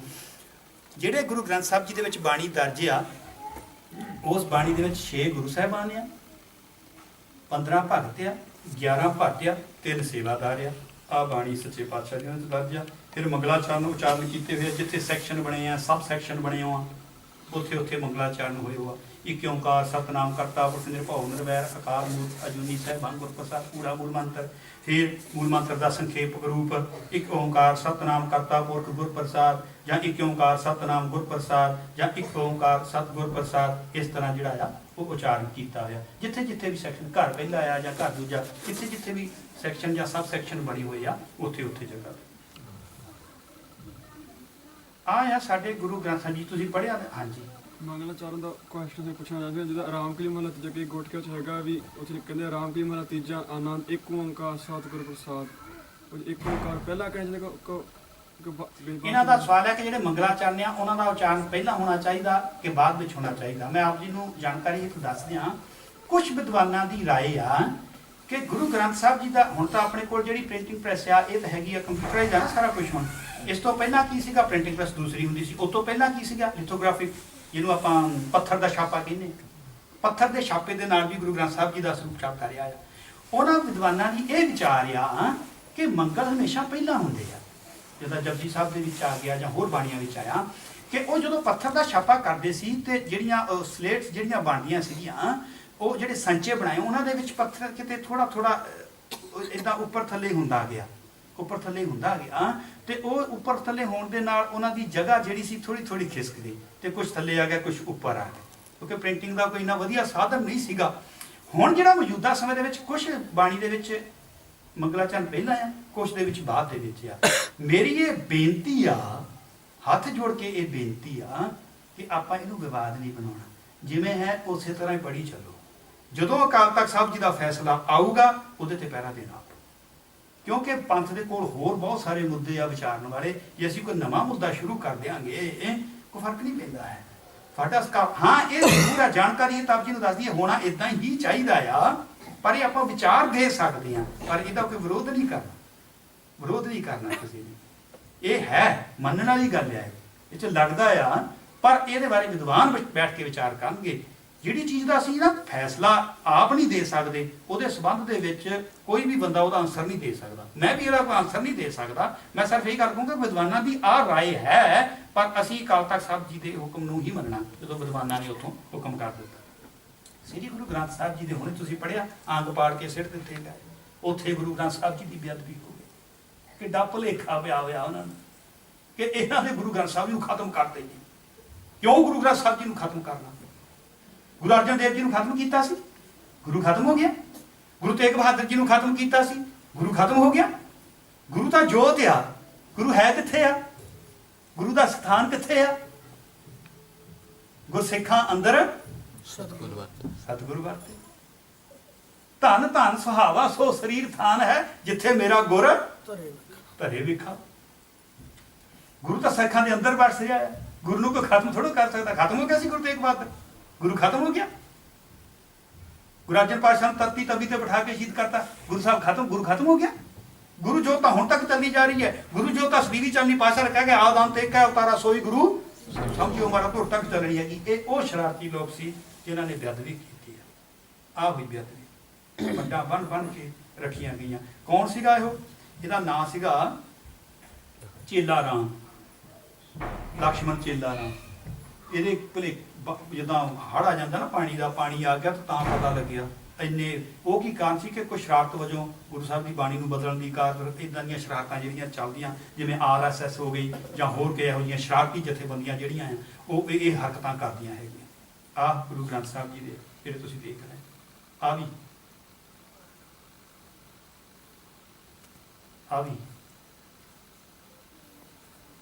ਆ ਦੇਖੋ,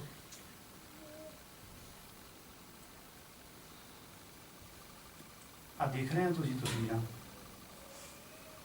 ਅਸੀਂ ਨਾ ਕਈ ਵਾਰੀ ਘਰ ਦੇ ਵਿੱਚ ਬੈਠੇ ਬੱਚਿਆਂ ਦੇ ਨਾਲ ਫਿਲਮਾਂ ਦੇਖਦੇ ਹਾਂ, ਤੇ ਜਦੋਂ ਕੋਈ ਸਿੱਖ ਮਜ਼ਾਕ ਦੇ ਨਾਲ ਮਜ਼ਾਕ ਦਾ ਪਾਤਰ ਬਣਾਇਆ ਹੁੰਦਾ ਆ ਤੇ ਉਹ ਚੁਟਕਲੇ ਸੁਣਾਉਂਦਾ ਜਾਂ ਇੱਦਾਂ ਦੀ ਗੱਲ ਸੁਣਾਉਂਦਾ, ਤੇ ਅਸੀਂ ਵੀ ਹੱਸਦੇ, ਬੱਚੇ ਵੀ ਸਾਡੇ ਹੱਸਦੇ ਆ। ਪਰ ਇਹਦੇ ਪਿੱਛੇ ਇੱਕ ਡੂੰਘੀ ਸਾਜ਼ਿਸ਼ ਆ। ਸਾਡੇ ਸਰੂਪ ਨੂੰ ਇਹ ਦਿਖਾਇਆ ਜਾ ਰਿਹਾ ਕਿ ਤੁਸੀਂ ਇਹੀ ਆ, ਉਹ ਨਹੀਂ ਦਿਖਾਇਆ ਜਾ ਰਿਹਾ ਜਿਹੜੀਆਂ 1947 ਵੇਲੇ ਦੀਆਂ ਕੁਰਬਾਨੀਆਂ ਆ, ਉਹ ਨਹੀਂ ਦਿਖਾਇਆ ਜਾ ਰਿਹਾ ਜਿਹੜੀਆਂ 1962 ਦੀਆਂ, 1971 ਦੀਆਂ, 1965 ਦੀਆਂ ਕੁਰਬਾਨੀਆਂ ਆ। ਹਾਂ, ਕਿਸੇ ਕਿਸੇ ਨੇ ਦਿਖਾਈਆਂ ਆ, ਲੇਕਿਨ ਸਿੱਖਾਂ ਦਾ ਸਰੂਪ ਆਹ ਵਿਗਾੜ ਕੇ ਪੇਸ਼ ਕੀਤਾ ਜਾ ਰਿਹਾ। ਉਹਨਾਂ ਨੂੰ ਇੱਕ ਮਜ਼ਾਕ ਦਾ ਪਾਤਰ ਜਿਹਾ ਬਣਾ ਕੇ ਪੇਸ਼ ਕੀਤਾ ਜਾ ਰਿਹਾ। ਇਕੱਲਾ ਇਹੀ ਨਹੀਂ, ਆਹ ਆ ਸਿੱਖ ਦਾ ਸਰੂਪ, ਇਹ ਨਹੀਂ ਹੈ। ਇਹ ਤਾਂ ਕਰਕੇ ਕਿ ਆਮ ਜਿਹੜੀ ਜਨਰੇਸ਼ਨ ਆ ਉਹ ਉਧਰ ਨੂੰ ਜੁੜੀ ਹੋਈ ਆ, ਉਹਨਾਂ ਦੇ ਮਨਾਂ ਦੇ ਵਿੱਚ ਇਹ ਚੀਜ਼ ਵੱਜ ਜਾਵੇ। ਜਾਂ ਕਿ ਅਸੀਂ ਪੰਜਾਬ ਤੋਂ ਬਾਹਰ ਜਾਈਏ ਕਿਸੇ ਵੀ ਸਟੇਟ ਦੇ ਵਿੱਚ ਤੇ ਲੋਕੀ ਸਾਡੇ ਨਿਆਣੇ ਸਾਡਾ ਮਜ਼ਾਕ ਉਠਾਉਣ, ਉਹ ਸਾਨੂੰ ਕਹਿਣ ਕਿ ਆਹ ਆ ਚੁਟਕਲਾ ਸੁਣਾ ਦਿਓ, ਸਾਨੂੰ ਕੋਈ ਹਾਸੇ ਵਾਲੀ ਕੋਈ ਗੱਲ ਸੁਣਾ ਦਿਓ। ਇਹ ਗਿਣੀ ਮਿੱਥੀ ਸਾਜ਼ਿਸ਼ ਹੈ, ਕਿਸੇ ਨੇ ਉਦਮ ਨਹੀਂ ਕੀਤਾ। ਹੁਣ ਥੋੜਾ ਜਿਹਾ ਉਦਮ ਹੋਇਆ, ਜਦੋਂ ਹੁਣ ਚੱਲੀ ਆ, ਹੁਣ ਕੇਸ ਹੋਏ ਆ। ਚਾਹੀਦਾ ਤੇ ਸੀ ਕਿ ਜਿੰਨੇ ਗੁਰਦੁਆਰੇ ਆ, ਜਿੰਨੀਆਂ ਸੰਸਥਾਵਾਂ ਆ, ਜਿੰਨੀਆਂ ਕਮੇਟੀਆਂ ਆ, ਸਾਰੀਆਂ ਕੇਸ ਕਰਦੀਆਂ, ਇਹਨਾਂ ਨੂੰ ਬੰਦ ਕਰੋ। ਆ ਨਹੀਂ ਹੋਣਾ ਚਾਹੀਦਾ, ਇਹ ਵਿਰੋਧ ਹੋਣਾ ਚਾਹੀਦਾ ਇਸ ਚੀਜ਼, ਪਰ ਨਹੀਂ ਹੋਇਆ। ਮੈਂ ਤੁਹਾਨੂੰ ਦਿਖਾਈ ਸੀ ਨਾ ਤਸਵੀਰ, ਆ ਦੇਖੋ ਉਹਨਾਂ ਨੇ ਕੀ ਲਿਖਿਆ ਹੋਇਆ।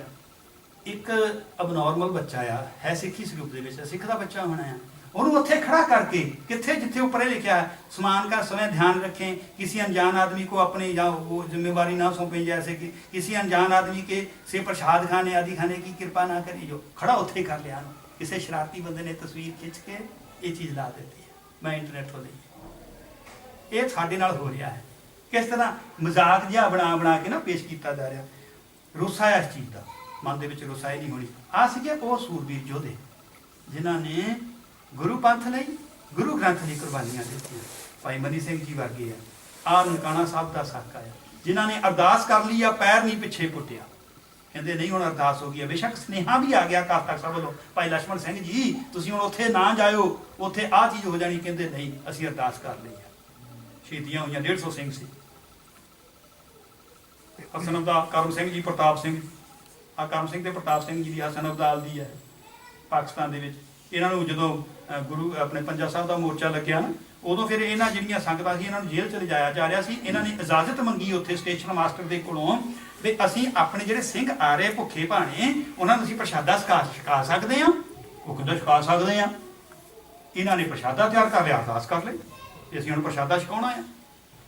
ਤੇ ਉਹ ਬਾਅਦ ਚ ਉਹਨੂੰ ਆਰਡਰ ਆ ਗਿਆ ਕਿ ਨਹੀਂ ਗੱਡੀ ਇੱਥੇ ਰੋਕੂਗੀ ਨਹੀਂ, ਸਿੱਧੀ ਜਾਊਗੀ। ਅੰਗਰੇਜ਼ਾਂ ਦੇ ਵੇਲੇ ਦੀ ਗੱਲ ਹੈ। ਜਦੋਂ ਇਹ ਹੋਇਆ ਤਾਂ ਪ੍ਰਤਾਪ ਸਿੰਘ ਤੇ ਕਰਮ ਸਿੰਘ ਤੇ ਹੋਰ ਸੰਗਤ ਜਿਹੜੀ ਇਹ ਕਹਿੰਦੇ ਅਸੀਂ ਤਾਂ ਹੁਣ ਅਰਦਾਸ ਕਰ ਚੁੱਕੇ ਆ, ਫਿਰ ਬੈਠ ਗਏ ਉੱਥੇ। 2 ਸਿੰਘ ਉੱਥੇ ਸ਼ਹੀਦ ਹੋਏ, ਕਰਮ ਸਿੰਘ ਜੀ ਤੇ ਪ੍ਰਤਾਪ ਸਿੰਘ ਜੀ ਦੇ ਉੱਪਰ ਦੀ ਗੱਡੀ ਪੂਰੀ ਲੰਘ ਗਈ।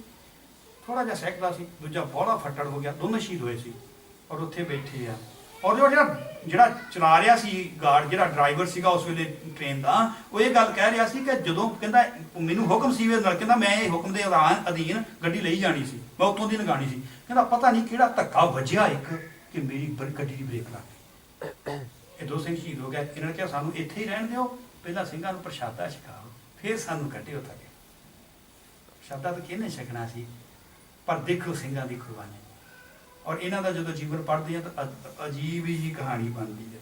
ਇਹ ਸੀਗੇ ਉਹ ਸਿੱਖ, ਆ ਸੀਗੇ ਜਿਨ੍ਹਾਂ ਦੇ ਵਿੱਚੋਂ 11 ਸਿੰਘ ਜਿਹੜੇ ਸੀ ਅਖੰਡ ਕੀਰਤੀ ਜਥੇ ਨਾਲ ਸੰਬੰਧ ਰੱਖਦੇ ਸੀ, 2 ਸਿੰਘ ਟਕਸਾਲ ਦੇ ਨਾਲ ਸੰਬੰਧ ਰੱਖਦੇ ਸੀ। ਕਿੰਨਾ ਪਿਆਰ ਸੀ ਇਹਨਾਂ ਦਾ। ਭਾਈ ਫੌਜਾ ਸਿੰਘ ਦੀ ਅਗਵਾਈ ਦੇ ਵਿੱਚ ਇਹਨਾਂ ਨੇ ਉਦੋਂ ਕੁਰਬਾਨੀ ਦਿੱਤੀ ਹੈ। ਇਹ ਉਹ ਮਹਾਨ ਯੋਧੇ ਆ ਜਿਨ੍ਹਾਂ ਨੇ ਦਰਬਾਰ ਸਾਹਿਬ ਦੀ ਖਾਤਰ ਆਪਣੇ ਆਪ ਨੂੰ ਕੁਰਬਾਨ ਕੀਤਾ ਆ। ਆ ਸੀ ਸਾਡੇ ਉਹ ਯੋਧੇ ਜਿਹੜੇ ਹਰ ਵੇਲੇ ਲੜਾਈਆਂ ਦੇ ਸਮੇਂ, ਚਾਹੇ ਸਾਰਾਗੜ੍ਹੀ ਦਾ ਸੀ ਚਾਹੇ ਕੋਈ ਹੋਰ ਸੀਗਾ, ਤੇ ਉਸ ਵੇਲੇ ਗੁਰੂ ਗ੍ਰੰਥ ਸਾਹਿਬ ਜੀ ਨੂੰ ਅੰਗ ਸੰਗ ਹਾਜ਼ਰ ਨਾਜ਼ਰ ਜ਼ਾਰਾ ਜੋ ਸਮਝਦੇ ਹੋਏ ਹਰ ਇੱਕ ਚੀਜ਼ ਅਰਦਾਸ ਕਰਕੇ ਤੁਰਦੇ ਸੀ ਔਰ ਮੋਰਚਾ ਫਤਿਹ ਕਰਦੇ ਸੀ। ਕਿੰਨੇ ਸਿੰਘ ਸੀਗੇ? 21 ਸਿੰਘ। 10,000 ਫੌਜ ਅਫਗਾਨੀਆਂ ਦੀ ਸੀ। ਸਾਰਾਗੜ੍ਹੀ ਵਾਲਾ ਕਿਤੇ ਪੜ੍ਹ ਕੇ ਦੇਖਿਓ, ਉਹਨਾਂ ਨੇ ਫਤਿਹ ਕੀਤਾ। ਸੋ ਇਹ ਸੀਗਾ ਜਿਹੜਾ ਆਪਾਂ ਥੋੜੀ ਜਿਹੀ ਵਿਚਾਰ ਕੀਤੀ ਆ। ਤੇ ਸਾਡੇ ਕੋਲ ਆ ਪਨੀਰੀ ਆ ਜਿਹਨੂੰ ਅਸੀਂ ਸੰਭਾਲਣਾ ਆ। ਇਹ ਬੱਚੇ ਆ ਸਾਡੇ ਕੋਲ, ਇਹਨਾਂ ਬੱਚਿਆਂ ਦੇ ਮਨ ਦੇ ਵਿੱਚ ਸਾਡੇ ਵੱਲੋਂ ਇਹ ਹੋਵੇ ਕਿ ਆਹ ਗੁਰਬਾਣੀ ਆ, ਅਸੀਂ ਗੁਰਬਾਣੀ ਦਾ ਆਹ ਸੁਨੇਹਾ ਦੇਣਾ। ਬਾਕੀ ਇੱਕ ਗੱਲ ਹੈ ਕਿ ਜਿਹੜਾ ਸੱਚੇ ਪਾਤਸ਼ਾਹ ਜੀ ਨਾਲ ਜੁੜਿਆ ਆ ਉਹਦਾ ਆਪਣਾ ਜੀਵਨ ਵੀ ਸਫਲ ਹੋਇਆ। ਜਿਵੇਂ ਆਪਾਂ ਪਹਿਲਾਂ ਗੱਲਾਂ ਕੀਤੀਆਂ, ਸਾਡੇ ਕੋਲ ਇੱਕੋ ਹੀ ਤਾਕਤ ਆ। ਇਸ ਤਾਕਤ ਤੋਂ ਬਿਨਾਂ ਹੋਰ ਕੋਈ ਤਾਕਤ ਨਹੀਂ ਹੈ। ਤੇ ਇਹ ਤਾਕਤ ਇੰਨੀ ਆ, ਜਿਹੜਾ ਵੀ ਇਸ ਤਾਕਤ ਦੇ ਨਾਲ ਜੁੜਿਆ, ਬਾਣੀ ਦੇ ਨਾਲ ਜੁੜਿਆ ਆ, ਬਾਣੀ ਨੂੰ ਪੜ੍ਹਿਆ, ਬਾਣੀ ਜਿੱਦਾਂ ਮੈਂ ਤੁਹਾਨੂੰ ਦੱਸਿਆ ਨਾ, ਦੰਪਤੀ ਪਤੀ ਪਤਨੀ ਦੀ ਕਹਾਣੀ ਦੱਸੀ ਹੈ, ਕਿਵੇਂ ਅਵਸਥਾ ਬਣ ਗਈ ਇਹਨਾਂ ਦੀ। ਇਸੇ ਤਰ੍ਹਾਂ ਹੀ ਆਪਣਾ ਵੀ ਬਾਣੀ ਦੇ ਨਾਲ ਹੀ ਜੁੜਨਾ, ਵੱਧ ਤੋਂ ਵੱਧ ਬਾਣੀ ਪੜ੍ਹਨੀ ਆ, ਵੱਧ ਤੋਂ ਵੱਧ ਬਾਣੀ ਸੁਣਨੀ ਆ। ਔਰ ਇੱਕ ਚੀਜ਼ ਹੋਰ ਆ, ਖਾਸ ਕਰਕੇ ਜਿਹੜੇ ਨੌਜਵਾਨ ਆ, ਤੁਸੀਂ ਉੱਤੇ ਜਾ ਕੇ ਗੂਗਲ ਸਰਚ ਇੰਜਨ ਤੇ ਜਾ ਕੇ ਇੱਕ ਸ਼ਬਦ ਰੋਜ਼ ਦਾ ਉਹਦੀ ਟ੍ਰਾਂਸਲੇਸ਼ਨ ਜ਼ਰੂਰ ਦੇਖਣੀ, ਅਰਥ ਜ਼ਰੂਰ ਦੇਖਣੀ। ਉਹਨਾਂ ਚਿਰ ਸਾਨੂੰ ਸਮਝ ਨਹੀਂ ਪੈਣੀ। ਕੱਲ੍ਹ ਨੂੰ ਆਪਾਂ ਕੁਝ ਗੁਰੂ ਗ੍ਰੰਥ ਸਾਹਿਬ ਜੀ ਦੀਆਂ ਕਹਾਣੀਆਂ ਦੱਸੀਆਂ ਹੋਈਆਂ, ਉਹਨਾਂ ਦੇ ਬਾਰੇ ਵਿਚਾਰ ਕਰਾਂਗੇ। ਕਿਹੜੀਆਂ ਕਹਾਣੀਆਂ ਦੱਸੀਆਂ ਆ? ਆਪਾਂ ਉਹ ਤਾਂ ਕਹਾਣੀ ਸੁਣੀ, ਇੱਕ ਸੀ ਰਾਜਾ, ਇੱਕ ਰਾਣੀ ਹੁੰਦੀ ਸੀ, ਉਹਨਾਂ ਦਾ ਘਰ ਸੀਗਾ ਉਹਦਾ। ਇਹ ਤਾਂ ਗੁਰੂ ਗ੍ਰੰਥ ਸਾਹਿਬ ਜੀ ਵਿੱਚ ਵੀ ਦਰਜ ਕੀਤੀਆਂ ਹੋਈਆਂ ਕਹਾਣੀਆਂ, ਜਿਨ੍ਹਾਂ ਦੇ ਨਾਲ ਸਾਨੂੰ ਜੋੜਿਆ ਹੋਇਆ ਕਿ ਆਹ ਜਿਹੜੀ ਚੀਜ਼ ਆ ਇਹਦੇ ਨਾਲ ਜੁੜਦੀ, ਆਹ ਸਾਨੂੰ ਸਮਝਾਇਆ ਹੋਇਆ। ਉਹਨਾਂ ਦੇ ਬਾਰੇ ਆਪਾਂ ਵਿਚਾਰ ਕਰਾਂਗੇ। ਹੋਈ ਭੁੱਲ ਚੁੱਕ ਲਿਖੇ ਮਾਂ ਸਤਿਗੁਰੂ ਆਪਣੇ ਚਰਨਾਂ ਦੇ ਨਾਲ ਜੋੜ ਕੇ ਰੱਖਣ। ਮੇਰੇ ਪਾਤਸ਼ਾਹ ਜੀ, ਗੁਰਮਤਿ ਦੀ ਗੱਲ ਕਰਦਿਆਂ ਹੋਇਆਂ ਕੋਈ ਇਹੋ ਜਿਹੀ ਗੱਲ ਜਿਹੜੀ ਗੁਰਮਤਿ ਦੇ ਵਿਰੋਧ ਦੇ ਵਿੱਚ ਗਈ ਹੋਵੇ, ਉਹਦੇ ਲਈ ਖਿਮਾ ਦਾ ਚਾਹ ਚੁੱਕੇ ਹਾਂ। ਇਹ ਸਿਰਫ ਸੀਗਾ ਬਾਹਰੀ ਸਟਰਕਚਰ ਦੱਸਣ ਦੇ ਲਈ। ਉਦੋਂ ਪਹਿਲਾਂ ਅਸੀਂ ਆਪਾਂ ਗੁਰੂ ਗ੍ਰੰਥ ਸਾਹਿਬ ਜੀ ਦਾ ਜਿਹੜਾ ਸੀਗਾ, ਤੇ ਕੱਲ੍ਹ ਨੂੰ ਹੋਰ ਥੋੜ੍ਹਾ ਜਿਹਾ ਬਾਣੀ ਦੇ ਸੰਬੰਧ ਦੇ ਵਿੱਚ ਆਪਾਂ ਗੱਲ ਕਰਾਂਗੇ। ਸੱਚੇ ਪਾਤਸ਼ਾਹ ਦੀ ਪਵਿੱਤਰ ਬਾਣੀ ਸਾਨੂੰ ਕੀ ਸੰਕੇਤ ਦੇ ਰਹੀ ਆ, ਕੀ ਅਸੀਂ ਕਰਨਾ ਆ, ਸਾਡਾ ਪਰਪਸ ਆਫ ਲਾਈਫ, ਅਸੀਂ ਕੀ ਇੱਥੇ ਕਰਨ ਕੀ ਆਏ ਹਾਂ, ਸਾਡਾ ਇੱਥੇ ਮਕਸਦ ਕੀ ਆ, ਕੀ ਕਰਨਾ ਹੈ। ਅਸੀਂ ਆਹੀ ਕਰਨਾ ਹੈ ਜਿਹੜੀ ਆਮ ਦੁਨੀਆ ਕਰਦੀ ਹੈ, ਉਸੇ ਤਰ੍ਹਾਂ ਹੀ ਪੈਦਾ ਹੋਣਾ ਹੈ, ਉਸੇ ਤਰ੍ਹਾਂ ਹੀ ਮਰ ਜਾਣਾ ਹੈ। ਸਾਡੇ ਕੋਲ ਕੋਈ ਸੁਨੇਹਾ ਨਹੀਂ, ਸਾਡੀ ਜ਼ਿੰਮੇਵਾਰੀ ਜਿਹੜੀ ਹੈ ਉਹ ਜ਼ਿੰਮੇਵਾਰੀ ਨੂੰ ਸੰਭਾਲਾਂਗੇ। ਦੇਖਾਂਗੇ ਕੀ ਸਤਿਗੁਰੂ ਸਾਨੂੰ ਉਪਦੇਸ਼ ਦਿੰਦੇ ਹੋਈਆਂ ਭੁੱਲਾਂ ਚੁੱਕਾਂ ਲਿਖੀਆਂ। ਸਤਿਗੁਰੂ ਆਪਣੇ ਚਰਨਾਂ ਦੇ ਨਾਲ ਜੁੜ ਕੇ ਰੱਖਣ ਜੀ। ਵਾਹਿਗੁਰੂ ਜੀ ਕਾ ਖਾਲਸਾ ਵਾਹਿਗੁਰੂ ਜੀ ਕੀ ਫਤਿਹ।